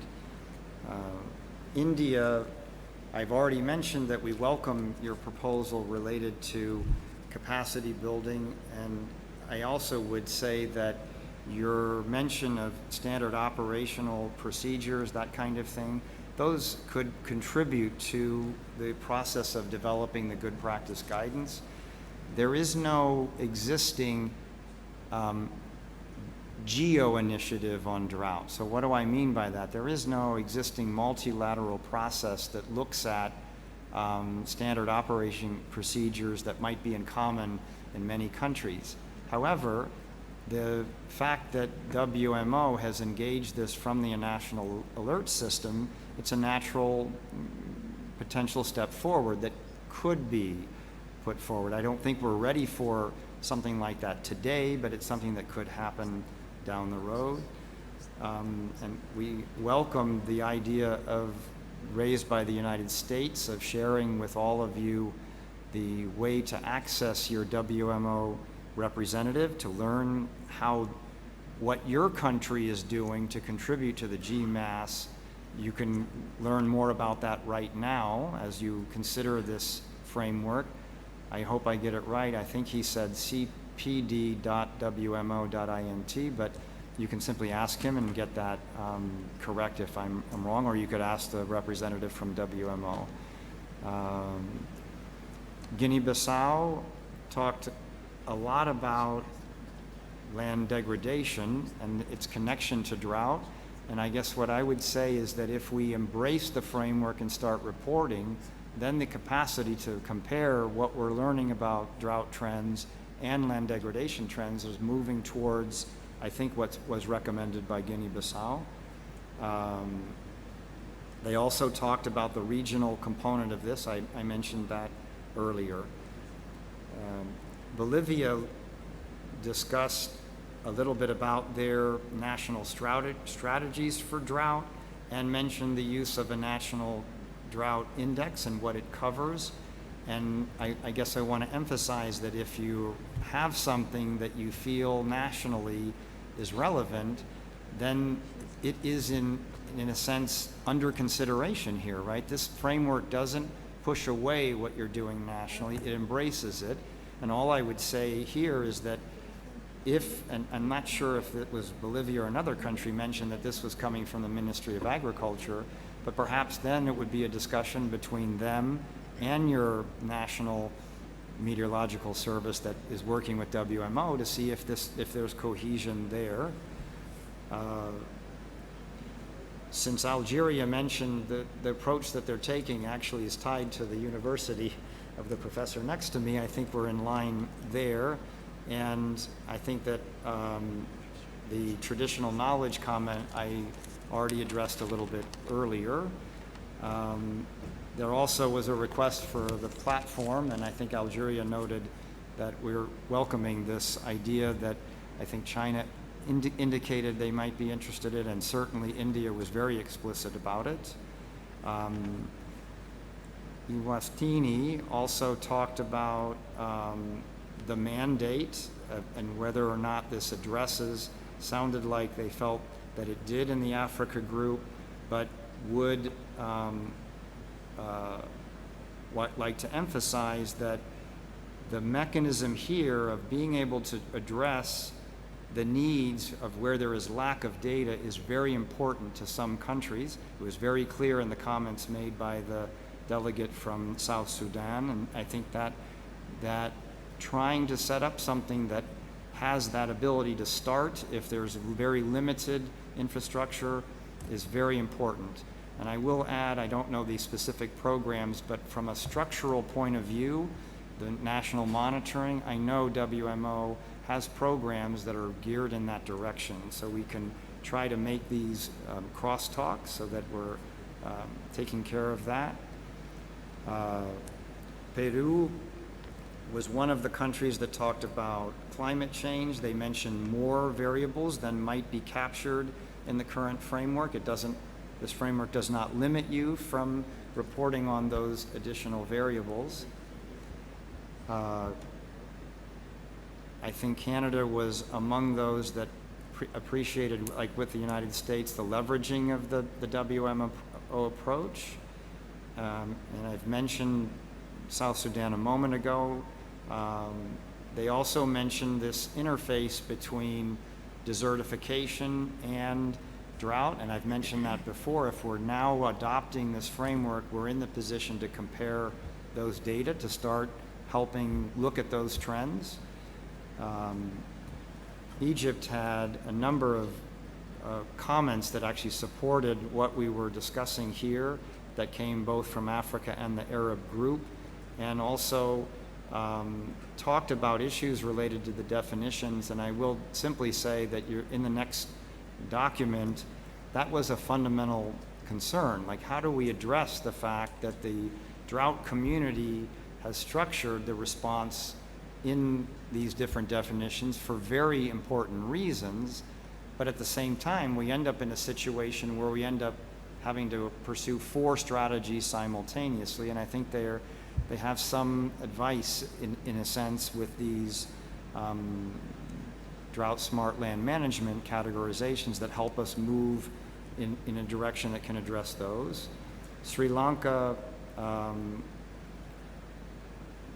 combined issues related to soil fertility loss, water deficit, the aquifer, groundwater recharge. And what I would say there is that if you feel that the framework provides you something that's indicative, but not necessarily addressing these. Well, some of these may be corresponding to for example, the soil organic carbon discussion that we had yesterday. But really what I think we're going here is that if we can build something that is nationally to globally relevant to get started, we can then put our attention firmly into how do we go national to on the ground so that these scale. I think it was an excellent recommendation from Sri Lanka that this be undertaken as a concern, and it certainly has been the way that we've trended with the land-based indicators. Let's see, I know, okay, I did that one, okay, and I think we're close here. With Yemen, I think we addressed that a while ago with the traditional practices, and I think WMO spoke for themselves. There's a couple of more comments now that Mark would like to relate now that he's heard me respond, so we'll take those, and then I think we're going to finish this response to your comments. Okay, thank you, Dr. Orr. Yeah, one of the common threads that resonated to me that was, I think, very encouraging takeaway from the comments from the honorable delegates from South Africa, Venezuela, Niger, Bolivia, Algeria, Eswatini, is the need for the national verification at these various scales and levels, whichever that is that you're considering, whether it be level 1, 2, or 3, or something that's been developed in-house and customized for your country. But that need for national assessment and verification is critical on the ground. In regards to the comments from Peru, I should also mention, and Dr. Orr can speak more to this or better to this maybe than I can, the recent report from the IPCC dealing with land and climate change was just released in the last month or so. I think those comments are very timely with regards to your mentioning how are droughts changing in intensity, magnitude, and frequency.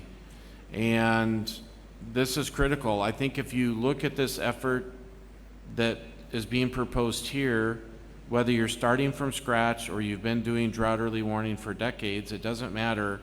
This is the baseline by which we can determine changes in the impacts and vulnerability and risk of drought in your respective countries. And so I thought those were very timely comments by the honorable delegate from Peru. Thank you.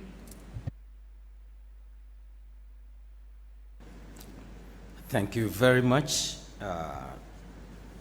Mr. Orr and the SPI, distinguished delegates. I would like to take the opportunity to thank all of you for this very engaging dialogue. And before I close the agenda for this item, I would like to present some concluding remarks based on our discussions. The lead scientists outlined the efforts of the Secretariat in collaborating with the Bureau of the CST and a working group of the SPI, explored the need for a specific indicator for the strategic objective on drought. It is clear they have comprehensively assessed and took consideration of the current work of a range of UN agencies working on drought monitoring, so that synergies with interests of the UNCCD could potentially be leveraged in the future. Moreover, the team went to great efforts to identify the challenges encountered and lessons learned in past land degradation indicator work. The aim was to have a drought vulnerability monitoring framework that could be designed based on similar principles used to structure what has proven to be a successful approach to monitoring the land-based progress indicators. This work by the Secretariat CST Bureau SPI team led to the development of a tiered indicator framework for monitoring strategic objective 3. It essentially provides the flexibility necessary to account for differing circumstances in different countries based on a common set of criteria. And by leveraging the existing work of WMO and their global network of national meteorological and hydrological services across the globe, it is conceivable that the proposed framework and indicators could lead to parties being in the position to report on strategic objective 3 in the next reporting cycle in 2022. The committee has thus concluded its discussion of agenda item 3C. Further discussions will take place in the contact group.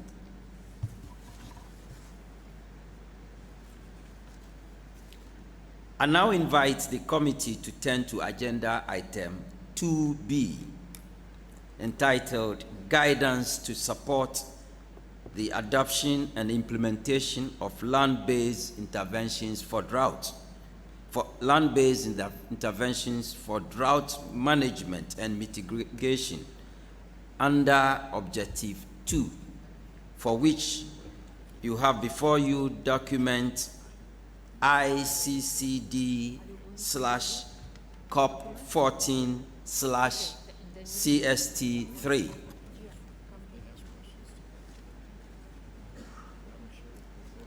I would now like to first give the floor to the UNCCD Secretariat to introduce the agenda item. Ms. Ziaziaojia, you have the floor.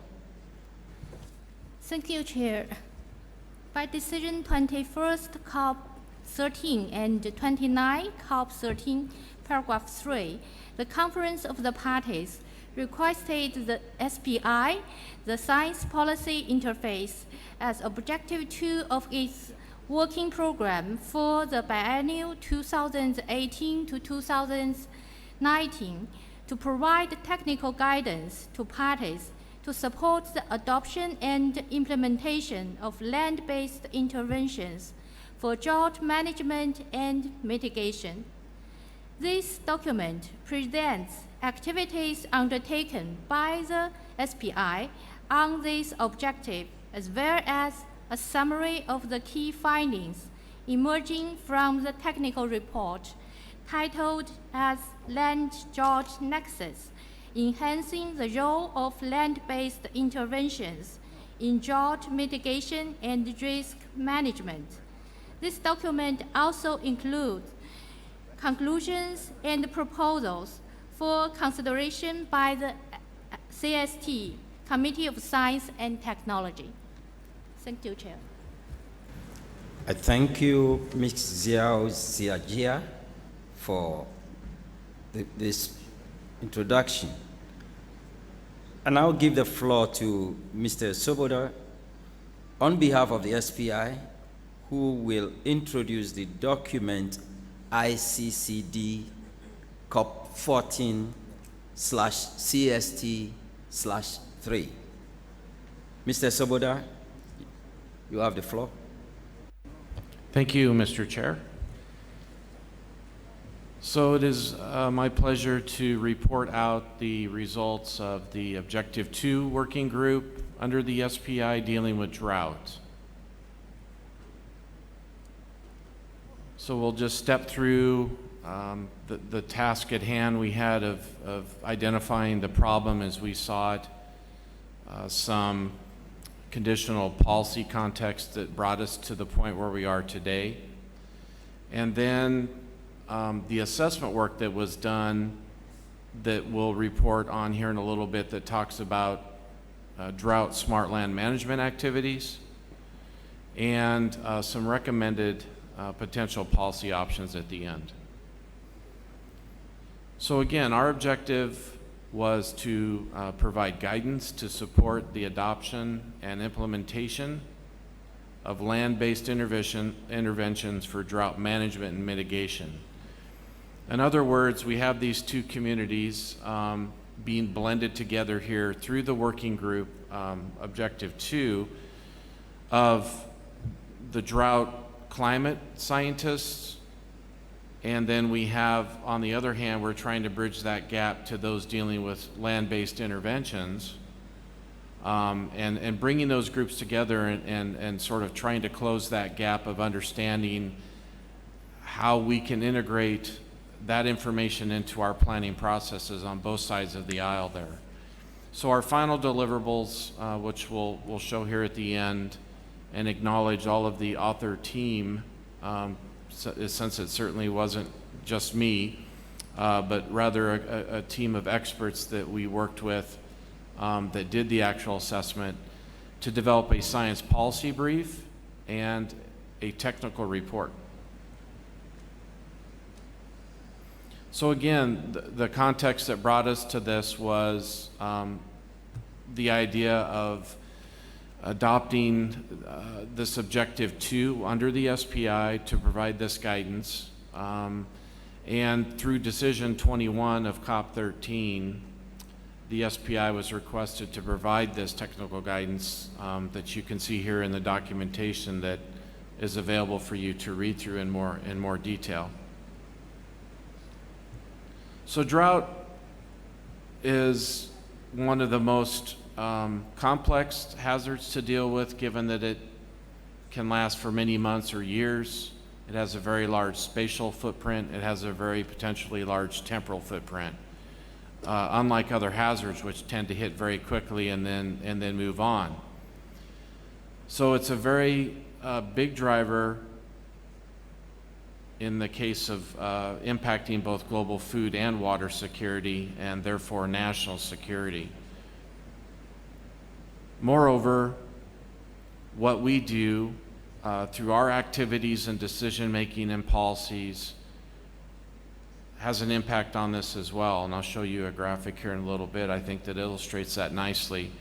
The pressures that we're putting on the system are stressors that need to be taken into account in a more proactive manner if we're going to deal with bridging the gap between drought and what we do with our land use management and interventions. And then also, you know, it's to help us understand this relationship between these two fields and bridging that gap. I know personally I've really learned a lot just in the last year and a half working with this team and trying to do that, because this is a major issue we see working around the globe. It's a very common problem that many of us face in our own countries. As I mentioned, we'll show you some of the recommendations and findings from the assessment through the technical report and the science policy brief that is out there now for you to read in more detail. So timeline-wise, this group hasn't been together all that long, considering how far we've come in a short amount of time, through the support of the Secretariat and through the CST and the SPI, has been to bring this Objective 2 group, which was a newer group on the landscape, and to come up with what are we going to try to do to produce such a technical report and the science policy brief for the delegates in attendance here at the COP14. So one of the things we knew is we recognized we were more the experts on sort of the drought and climate side. We needed to engage with the other side of the aisle and the community dealing with these land data interventions, this land management practices, and that's when we engaged with the expert group called UNIque here through a competitive approach to establish, working with the CST, working with the SPI Objective 2 group. We scoped that out and had developed a concept note that would become the outline for the technical report.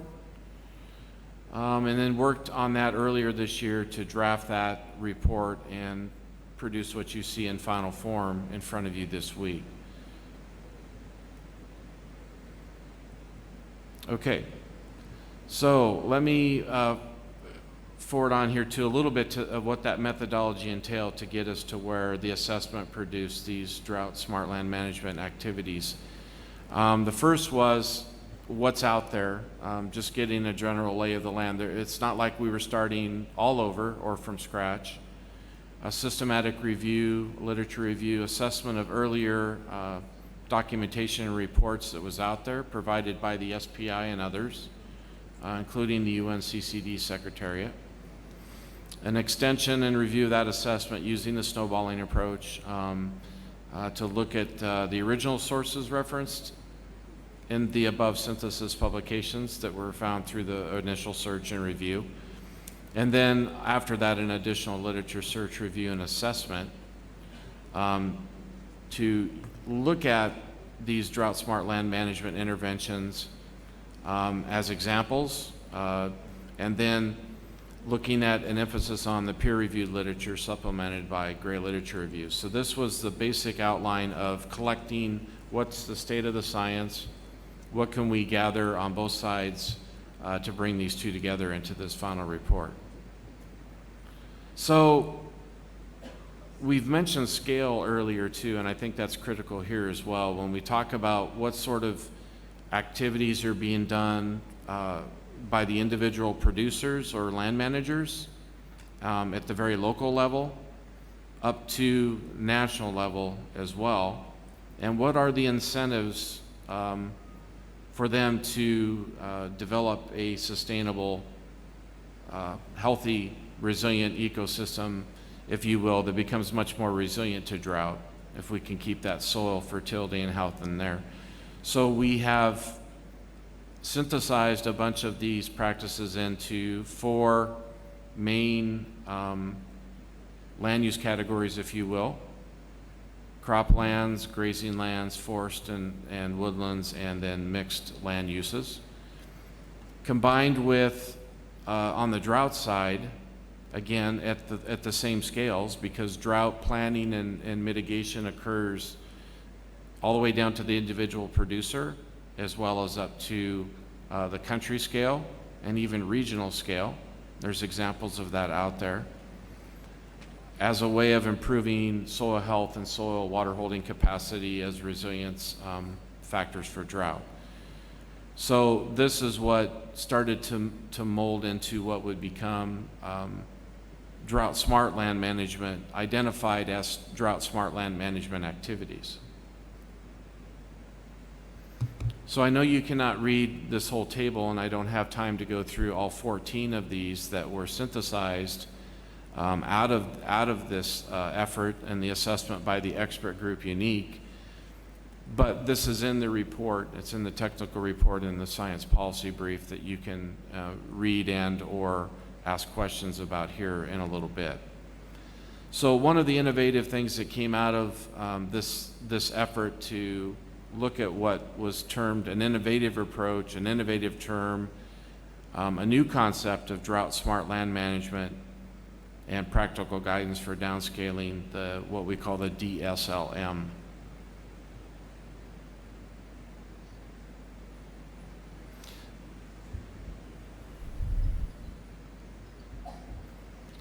Some of the key messages and conclusions that we take away from this technical report or the policy brief is the recognition that there are strong links between the drought land nexus and human decisions on land use.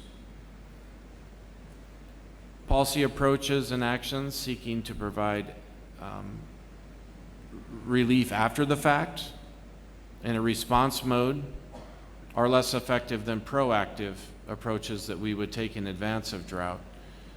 Simply put, for us in the drought side, mitigation actions are anything we would do in advance of drought to reduce our impact to that drought. So what proactive actions can we take to reduce impacts on society or our economies? So the effectiveness and the benefits of the drought smart land management practices for drought mitigation or drought risk mitigation come through improving ecosystem and social resilience at the various scales from local to national. And that varies depending on a lot of the factors, which I won't read all the factors here as we have several listed out again in the report. But many of these are essential, again, for bringing together what we do on the drought planning side versus what we do on the land intervention side, management practice side, to improve our resilience to drought, whether that's for livestock, whether that's for row crops, or whether that's for forested areas or grazing lands as well. And many of these are basically revolving around soil health and fertility, and again, building in that resilience in the ecosystem, the natural ecosystem there. So we did come up with a set of recommendations for your consideration. The first of 4 was to invite the parties to consider strengthening this interlinkage. Oftentimes they're done in separate silos. It's still a challenge to bring together disparate groups like this to work together, to integrate in these sort of practices on both the drought planning side and on the land intervention side as well. And that you should consider the positive role that these DSLM practices could have in building the resilience of communities and ecosystems to drought, especially when pursued in the context of LDN. Recommendation 2 is to invite the parties to take measures to ensure the departments dedicated to drought management integrate land use change, and land degradation as factors in drought and drought risk management practices. And for a little bit more context on this, and I didn't go into it in detail in this presentation, but it is in the report, where this fits in nicely in the drought risk management side of things is we have what we call 3 pillars of drought risk management. And the representative observer from the World Meteorological Organization mentioned the Integrated Drought Management Program, which is a partnership between WMO and the Global Water Partnership and several other parties, is to focus on drought early warning and monitoring. So there's 3 main pillars: drought early warning and monitoring, vulnerability and risk assessment, and then mitigation policy and planning. So many of these recommendations fit nicely into the 3-pillar approach. And so I do see a nice way that this could be integrated into what we do on that side, and how this might be integrated back into what many of you in the room as experts do in dealing with land interventions. So anyway, this is a way to integrate in these new recommended DSLM practices into your policies and initiatives. The third recommendation was to encourage and invite international organizations and partners to enhance cross-sectoral collaboration and coordination. Again, to promote that cross-intervention, if you will. And so we had many what we called 5 enablers to do that. I won't go into detail on all these, as this is, again, all information taken from the report and the policy brief. And instead, I'll focus on the 4th recommendation, is to request that the UNCCD Secretariat and the SPI invites the WMO, FAO, and Environment Program, as well as other relevant land, water, and meteorological, hydrological organizations to facilitate the coordination and interaction between land degradation neutrality and drought risk management communities. And that's probably the key takeaway message that I mentioned at the very beginning that I'll close with here, is to continue to foster and facilitate that coordination between these groups so that we can come to a common ground in how to best deal and plan for a wicked issue like drought in the context of LDN. With that, I'd also like to credit the lead author team, the contributing authors, the internal reviewers and external reviewers, all listed here, that help make these reports possible through interaction with the SPI and partners outside of the SPI and UNCCD as well. All right, with that, thank you very much, and we'll be able to take any questions from the floor. Thank you very much, Mark Sobodan, and your team, the SPI and the consulting team, for this very interesting report. I now open the floor for discussions, comments, and any questions you may have to the Secretariat, to the SPI, the consulting team. I will take all comments and then give the floor to the presenters to respond. Those who wish to make comments, delegates wishing to take the floor are invited to press the button. I see South Africa. South Africa, you have the floor. Mr. Chairman, thank you very much. I appreciate the report written by the Secretariat and the SPI regarding Objective 2. Mr. Chairman, may I remind the UNCCD that the United Nations Convention, that the name of this convention is the United Nations Convention to Combat Desertification in those countries experiencing serious drought and or desertification, particularly in Africa. So this convention is very focused on Africa, and I am a little bit worried that, for example, Africa has a lot of savannas, and savannas are not mentioned in the land use types. And I would like to have Mr. Suvuboda please explain to us why they lumped forest and woodlands together as a land use, because they are not the same land use. Forests and woodlands are not the same.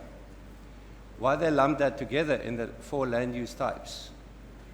So if we take savannas as a very important land use type, and we could maybe put it under grazing lands, I'm not quite sure, and rangelands is also maybe under the grazing lands. And so I really don't know where the savannas, which is a very big biome in Africa, which the convention has to address, is mentioned in the 4 land use types.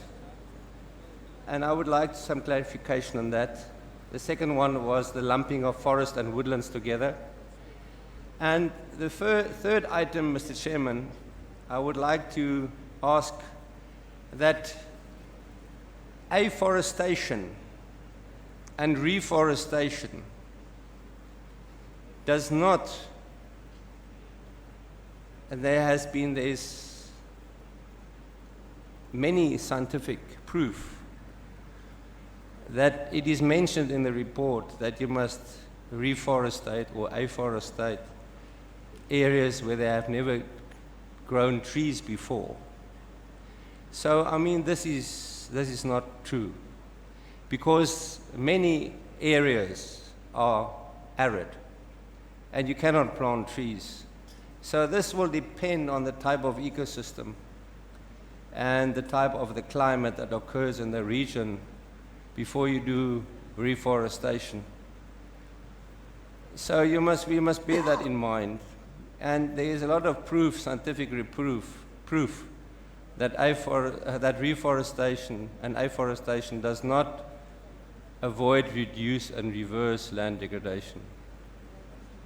Thank you, Mr. Chairman.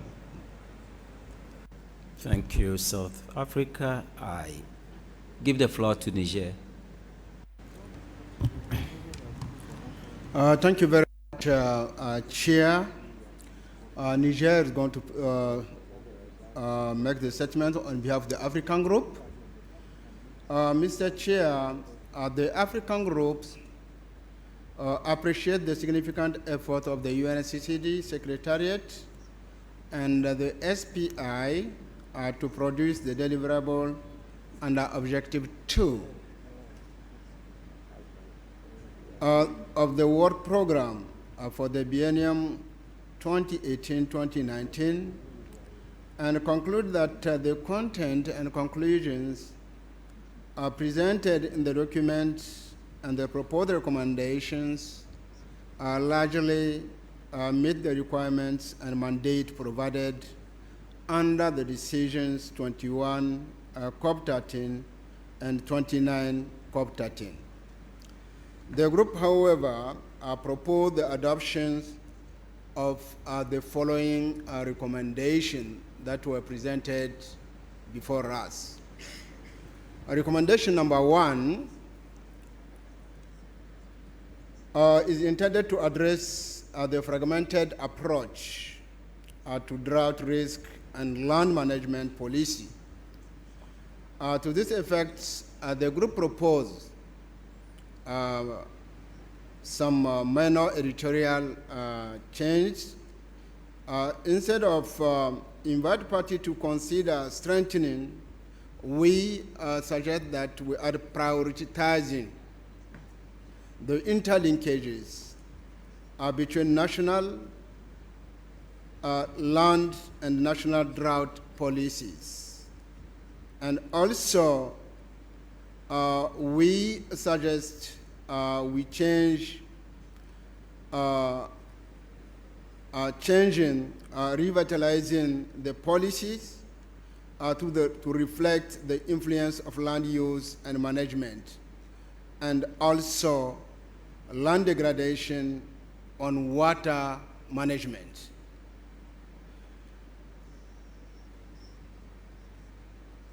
Mr. Chair, on the consideration of the positive role of DSLM practices that could build the resilience of communities and ecosystem to drought, we pursue in the context pursued in the context of the LDN. The group was of the view that the recommendation did not have clarity as to what parties are expected to do in considering the positive role of DSLM, and requires further clarity on water management.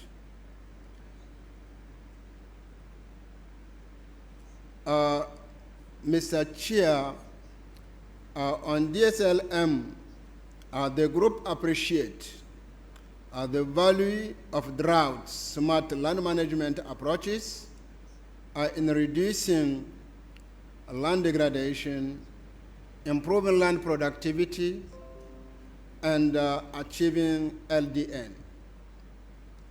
The group is, however, of the view that presenting DSLM as a new concept is confusing, as drought smart land management is seen within the broader context of sustainable land management practices that could be applied to improve ecosystem resilience to drought and attainment of LDN. On recommendation number 2, Chair, the group is of the view that the formulation is clear and presented as to ensure effective coordination between national drought risk management and land and water management institutions. The group recommends adoption without amendment to this recommendation. On recommendation number 3, Chair, the STC group fully endorses the recommendations and makes the following suggestion on the enablers. Effective communication should be included at the 6th enabler to support optional adoption of intervention on the ground.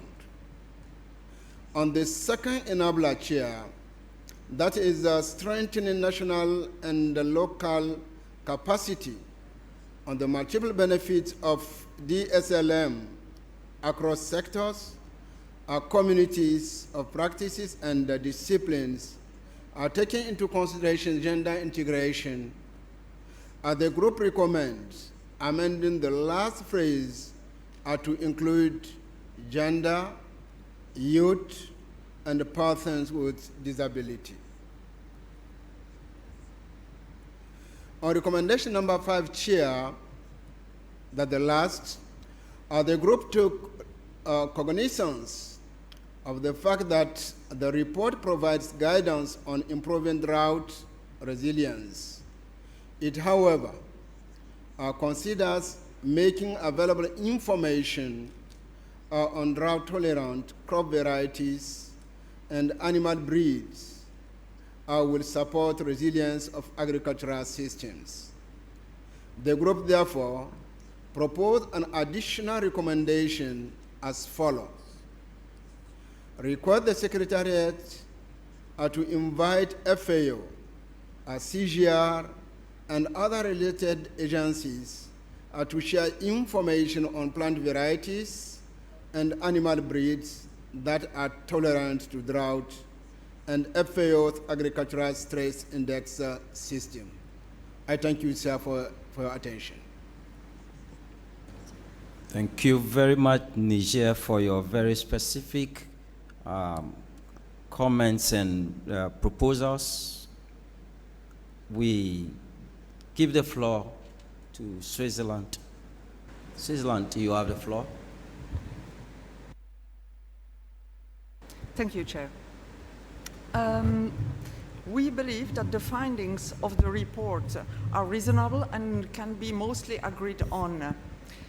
Switzerland is very much supports the proactive management. We would like to mention that the Draw Smart Land Management acronym, DSLM, may be sometimes a little bit confusing, as the SLM acronym is Sustainable Land Management, is already widely used. Moreover, Switzerland would support an alignment between the categories of land management practices between the VOCAT as a repository for the database repository for management practices, and the terms used in this document. Switzerland believes that effect of climate change on drought under different scenarios should be discussed in more detail. It is very likely that climate change will make drought more frequent, widespread, and severe. This should be emphasized even more in the document. Some of the drivers that increase affected areas, frequency, and severity of drought cannot be addressed only at local and national scale. Drought is not a problem that is only caused by those countries most affected. Some of the most affected are contributing actually very little to it. Limiting global warming is very important, and global coordinated action would be welcome. The CST should give a strong message which can be taken up by the COP and call parties for strong action to limit climate change. And specifically regarding the recommendation for a collaboration and coordination with the IPCC should be specifically mentioned, especially in view of the recently published report on climate and land. As already mentioned by South Africa, Switzerland thinks that recommendation should address the specific stakeholders more carefully. Some recommendations are addressing affected parties and not all parties. Thank you. Thank you, Switzerland, for these important perspectives. Argentina, you have the floor. Thank you very much, Mr. Chairman. We'd like once again to thank the Science Policy Interface for having drawn up this document, which is the first one looking at this subject under the Convention. We have a great challenge before us to incorporate this in our strategic framework. It's not easy.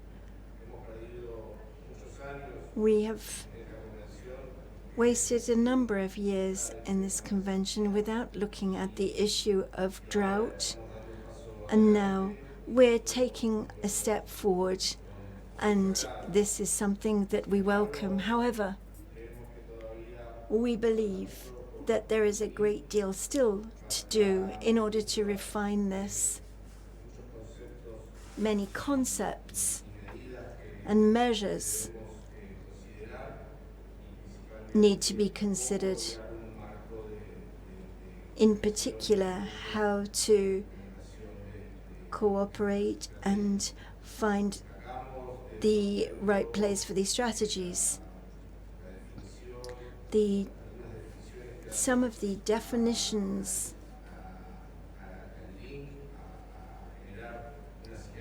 to create synergy between health, soil, and drought are required. When the soil is healthier, there is a lower probability of suffering the effects of drought. We are speaking here about mitigating the effects of drought and are not speaking about understanding it from a meteorological point of view.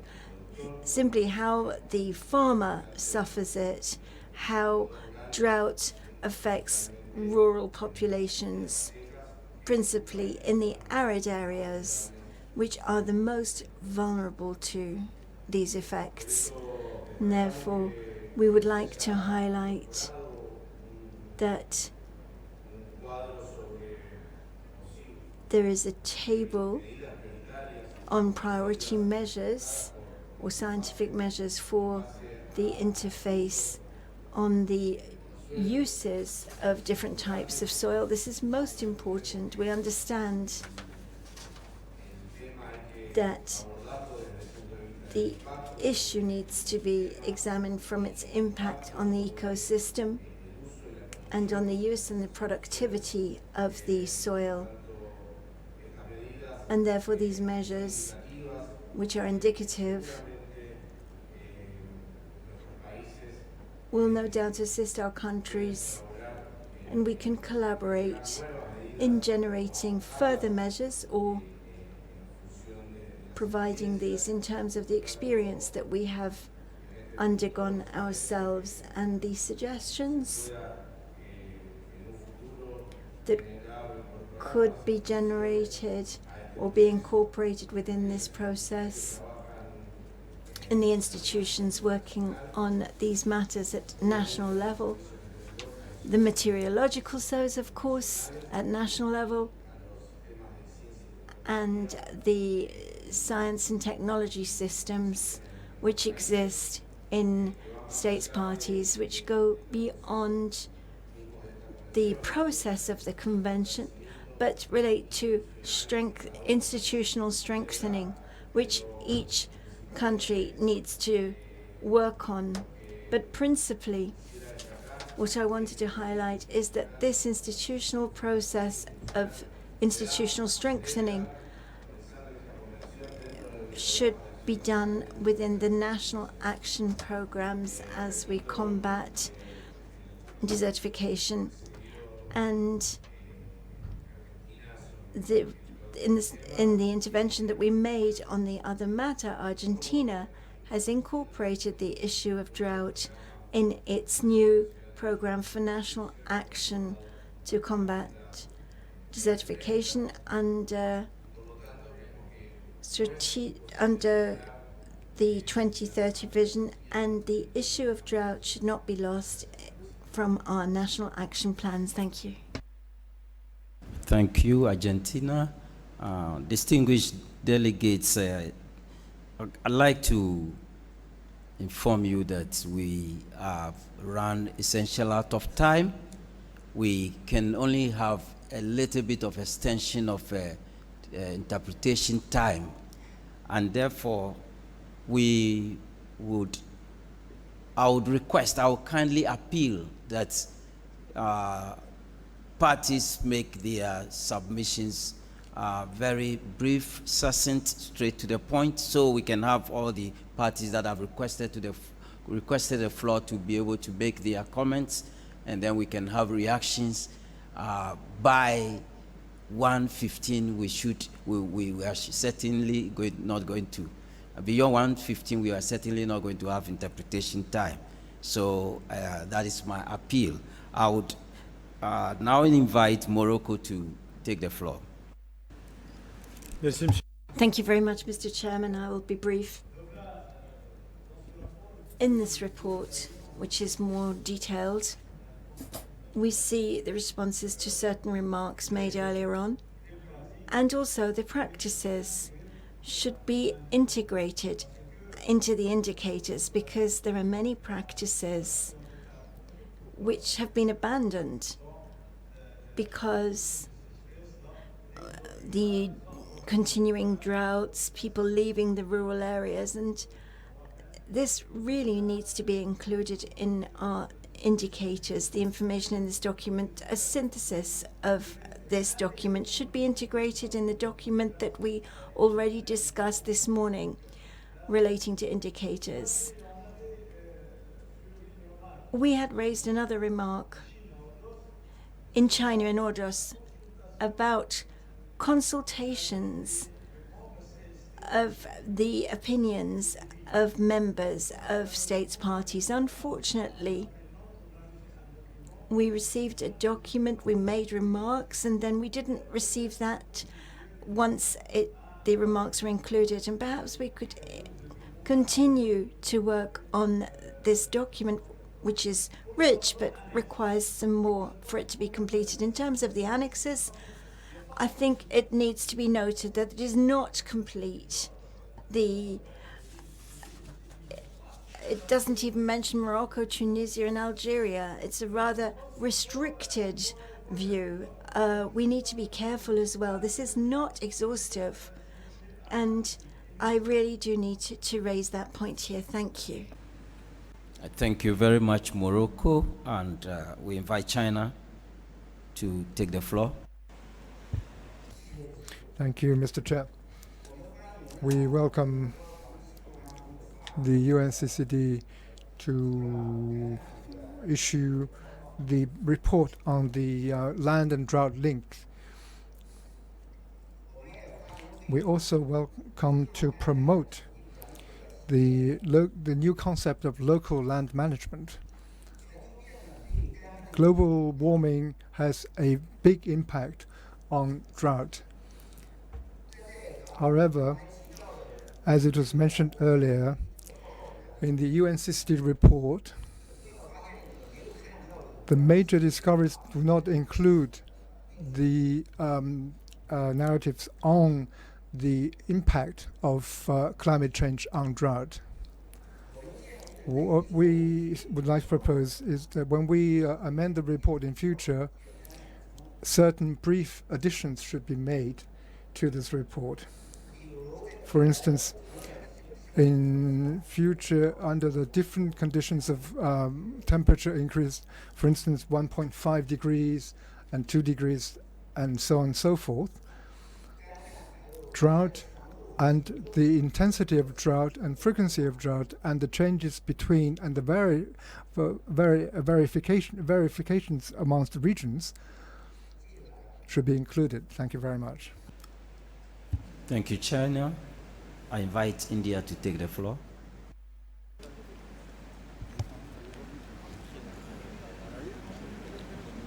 Good afternoon, everybody. Thank you, Chair, for giving the floor.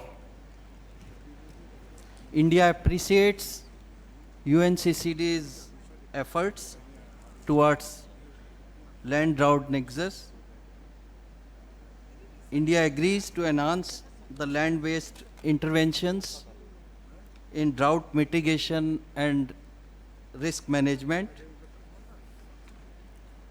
India encourages the various decisions of the COP to attempt towards achieving sustainable land management, ecosystem-based adaptation, ecosystem-based disaster risk management. This to inform you, sir, that India already have various major programs related to drought mitigation and risk management being implemented through its various central and state government departments and ministries. Major campaigns related to water conservations are implemented through interventions such as water conservation and rainwater harvesting structures being constructed under various programs all across the country. Renovation of traditional and other water bodies or tanks, reuse and recharge structures being constructed, various programs related to watershed developments are being undertaken, and intensive afforestation programs are also in place. In addition, wetland protection and conservation is also another major activity which has been undertaken and is going on. I am sure that these water conservation and massive campaigns with active participation of local communities will definitely boost achieving the land degradation neutrality. Thank you very much. Thank you. Thank you. Colombia, please take the floor. Listo? Good afternoon, everyone. Thank you so much for giving me the floor. On behalf of Colombia, we would like to thank you for all the efforts made under the convention by the Secretariat in examining such an important and complex matter, which of course drought is. And as Argentina said, it is the right time to look at this. We also welcome the efforts that have been made through SPI to develop a methodology to seek to provide the appropriate recommendations to deal with this issue at global level. It's very important to highlight the link that exists between the ecosystem and all that they provide, and that we also generate a dynamic on these complex issues relating to drought and how soil is used within the global framework on climate change. We would like to suggest that we have integrated monitoring in what we could consider to be fundamental in the relationship there is between soil in terms of drought and the coverage of the land, so that we have an integrated analysis of the problem of drought and its effects, focused on an integral balance with indicators that will allow us to carry out this monitoring and management. And in this order of ideas, it would be very appropriate, and we'd like to suggest it, that we focus this on drought and the use of soils from a preventive point of view. We've made progress and we have sought to deal with this issue in terms of mitigation and recovery, but it would also be very important to approach this matter from the preventative point of view.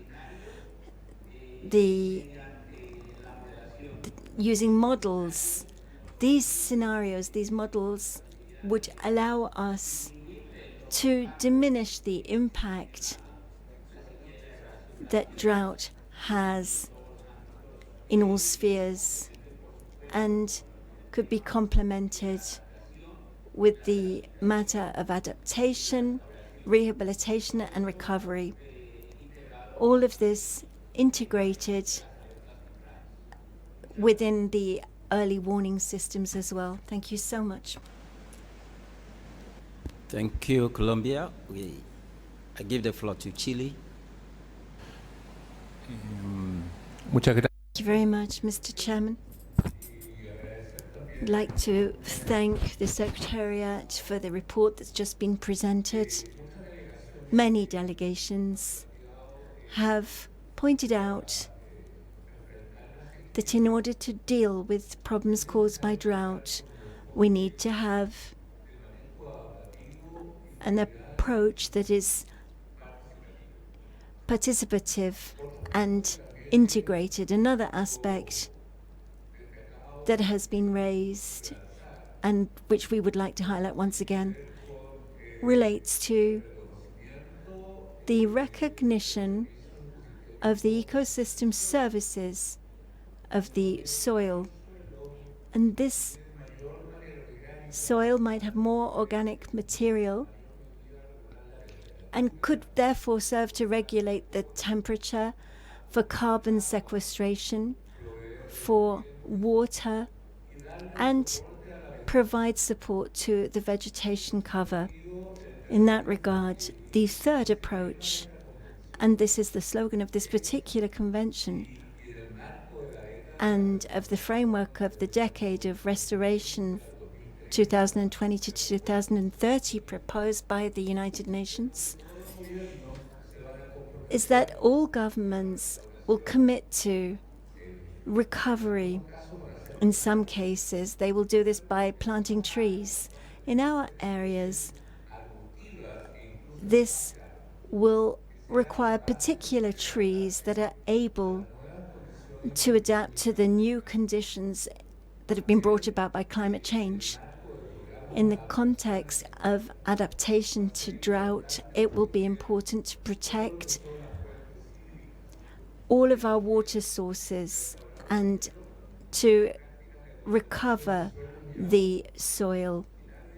And finally, all of these recovery processes that we are proposing should be carried out with the full participation of all those involved.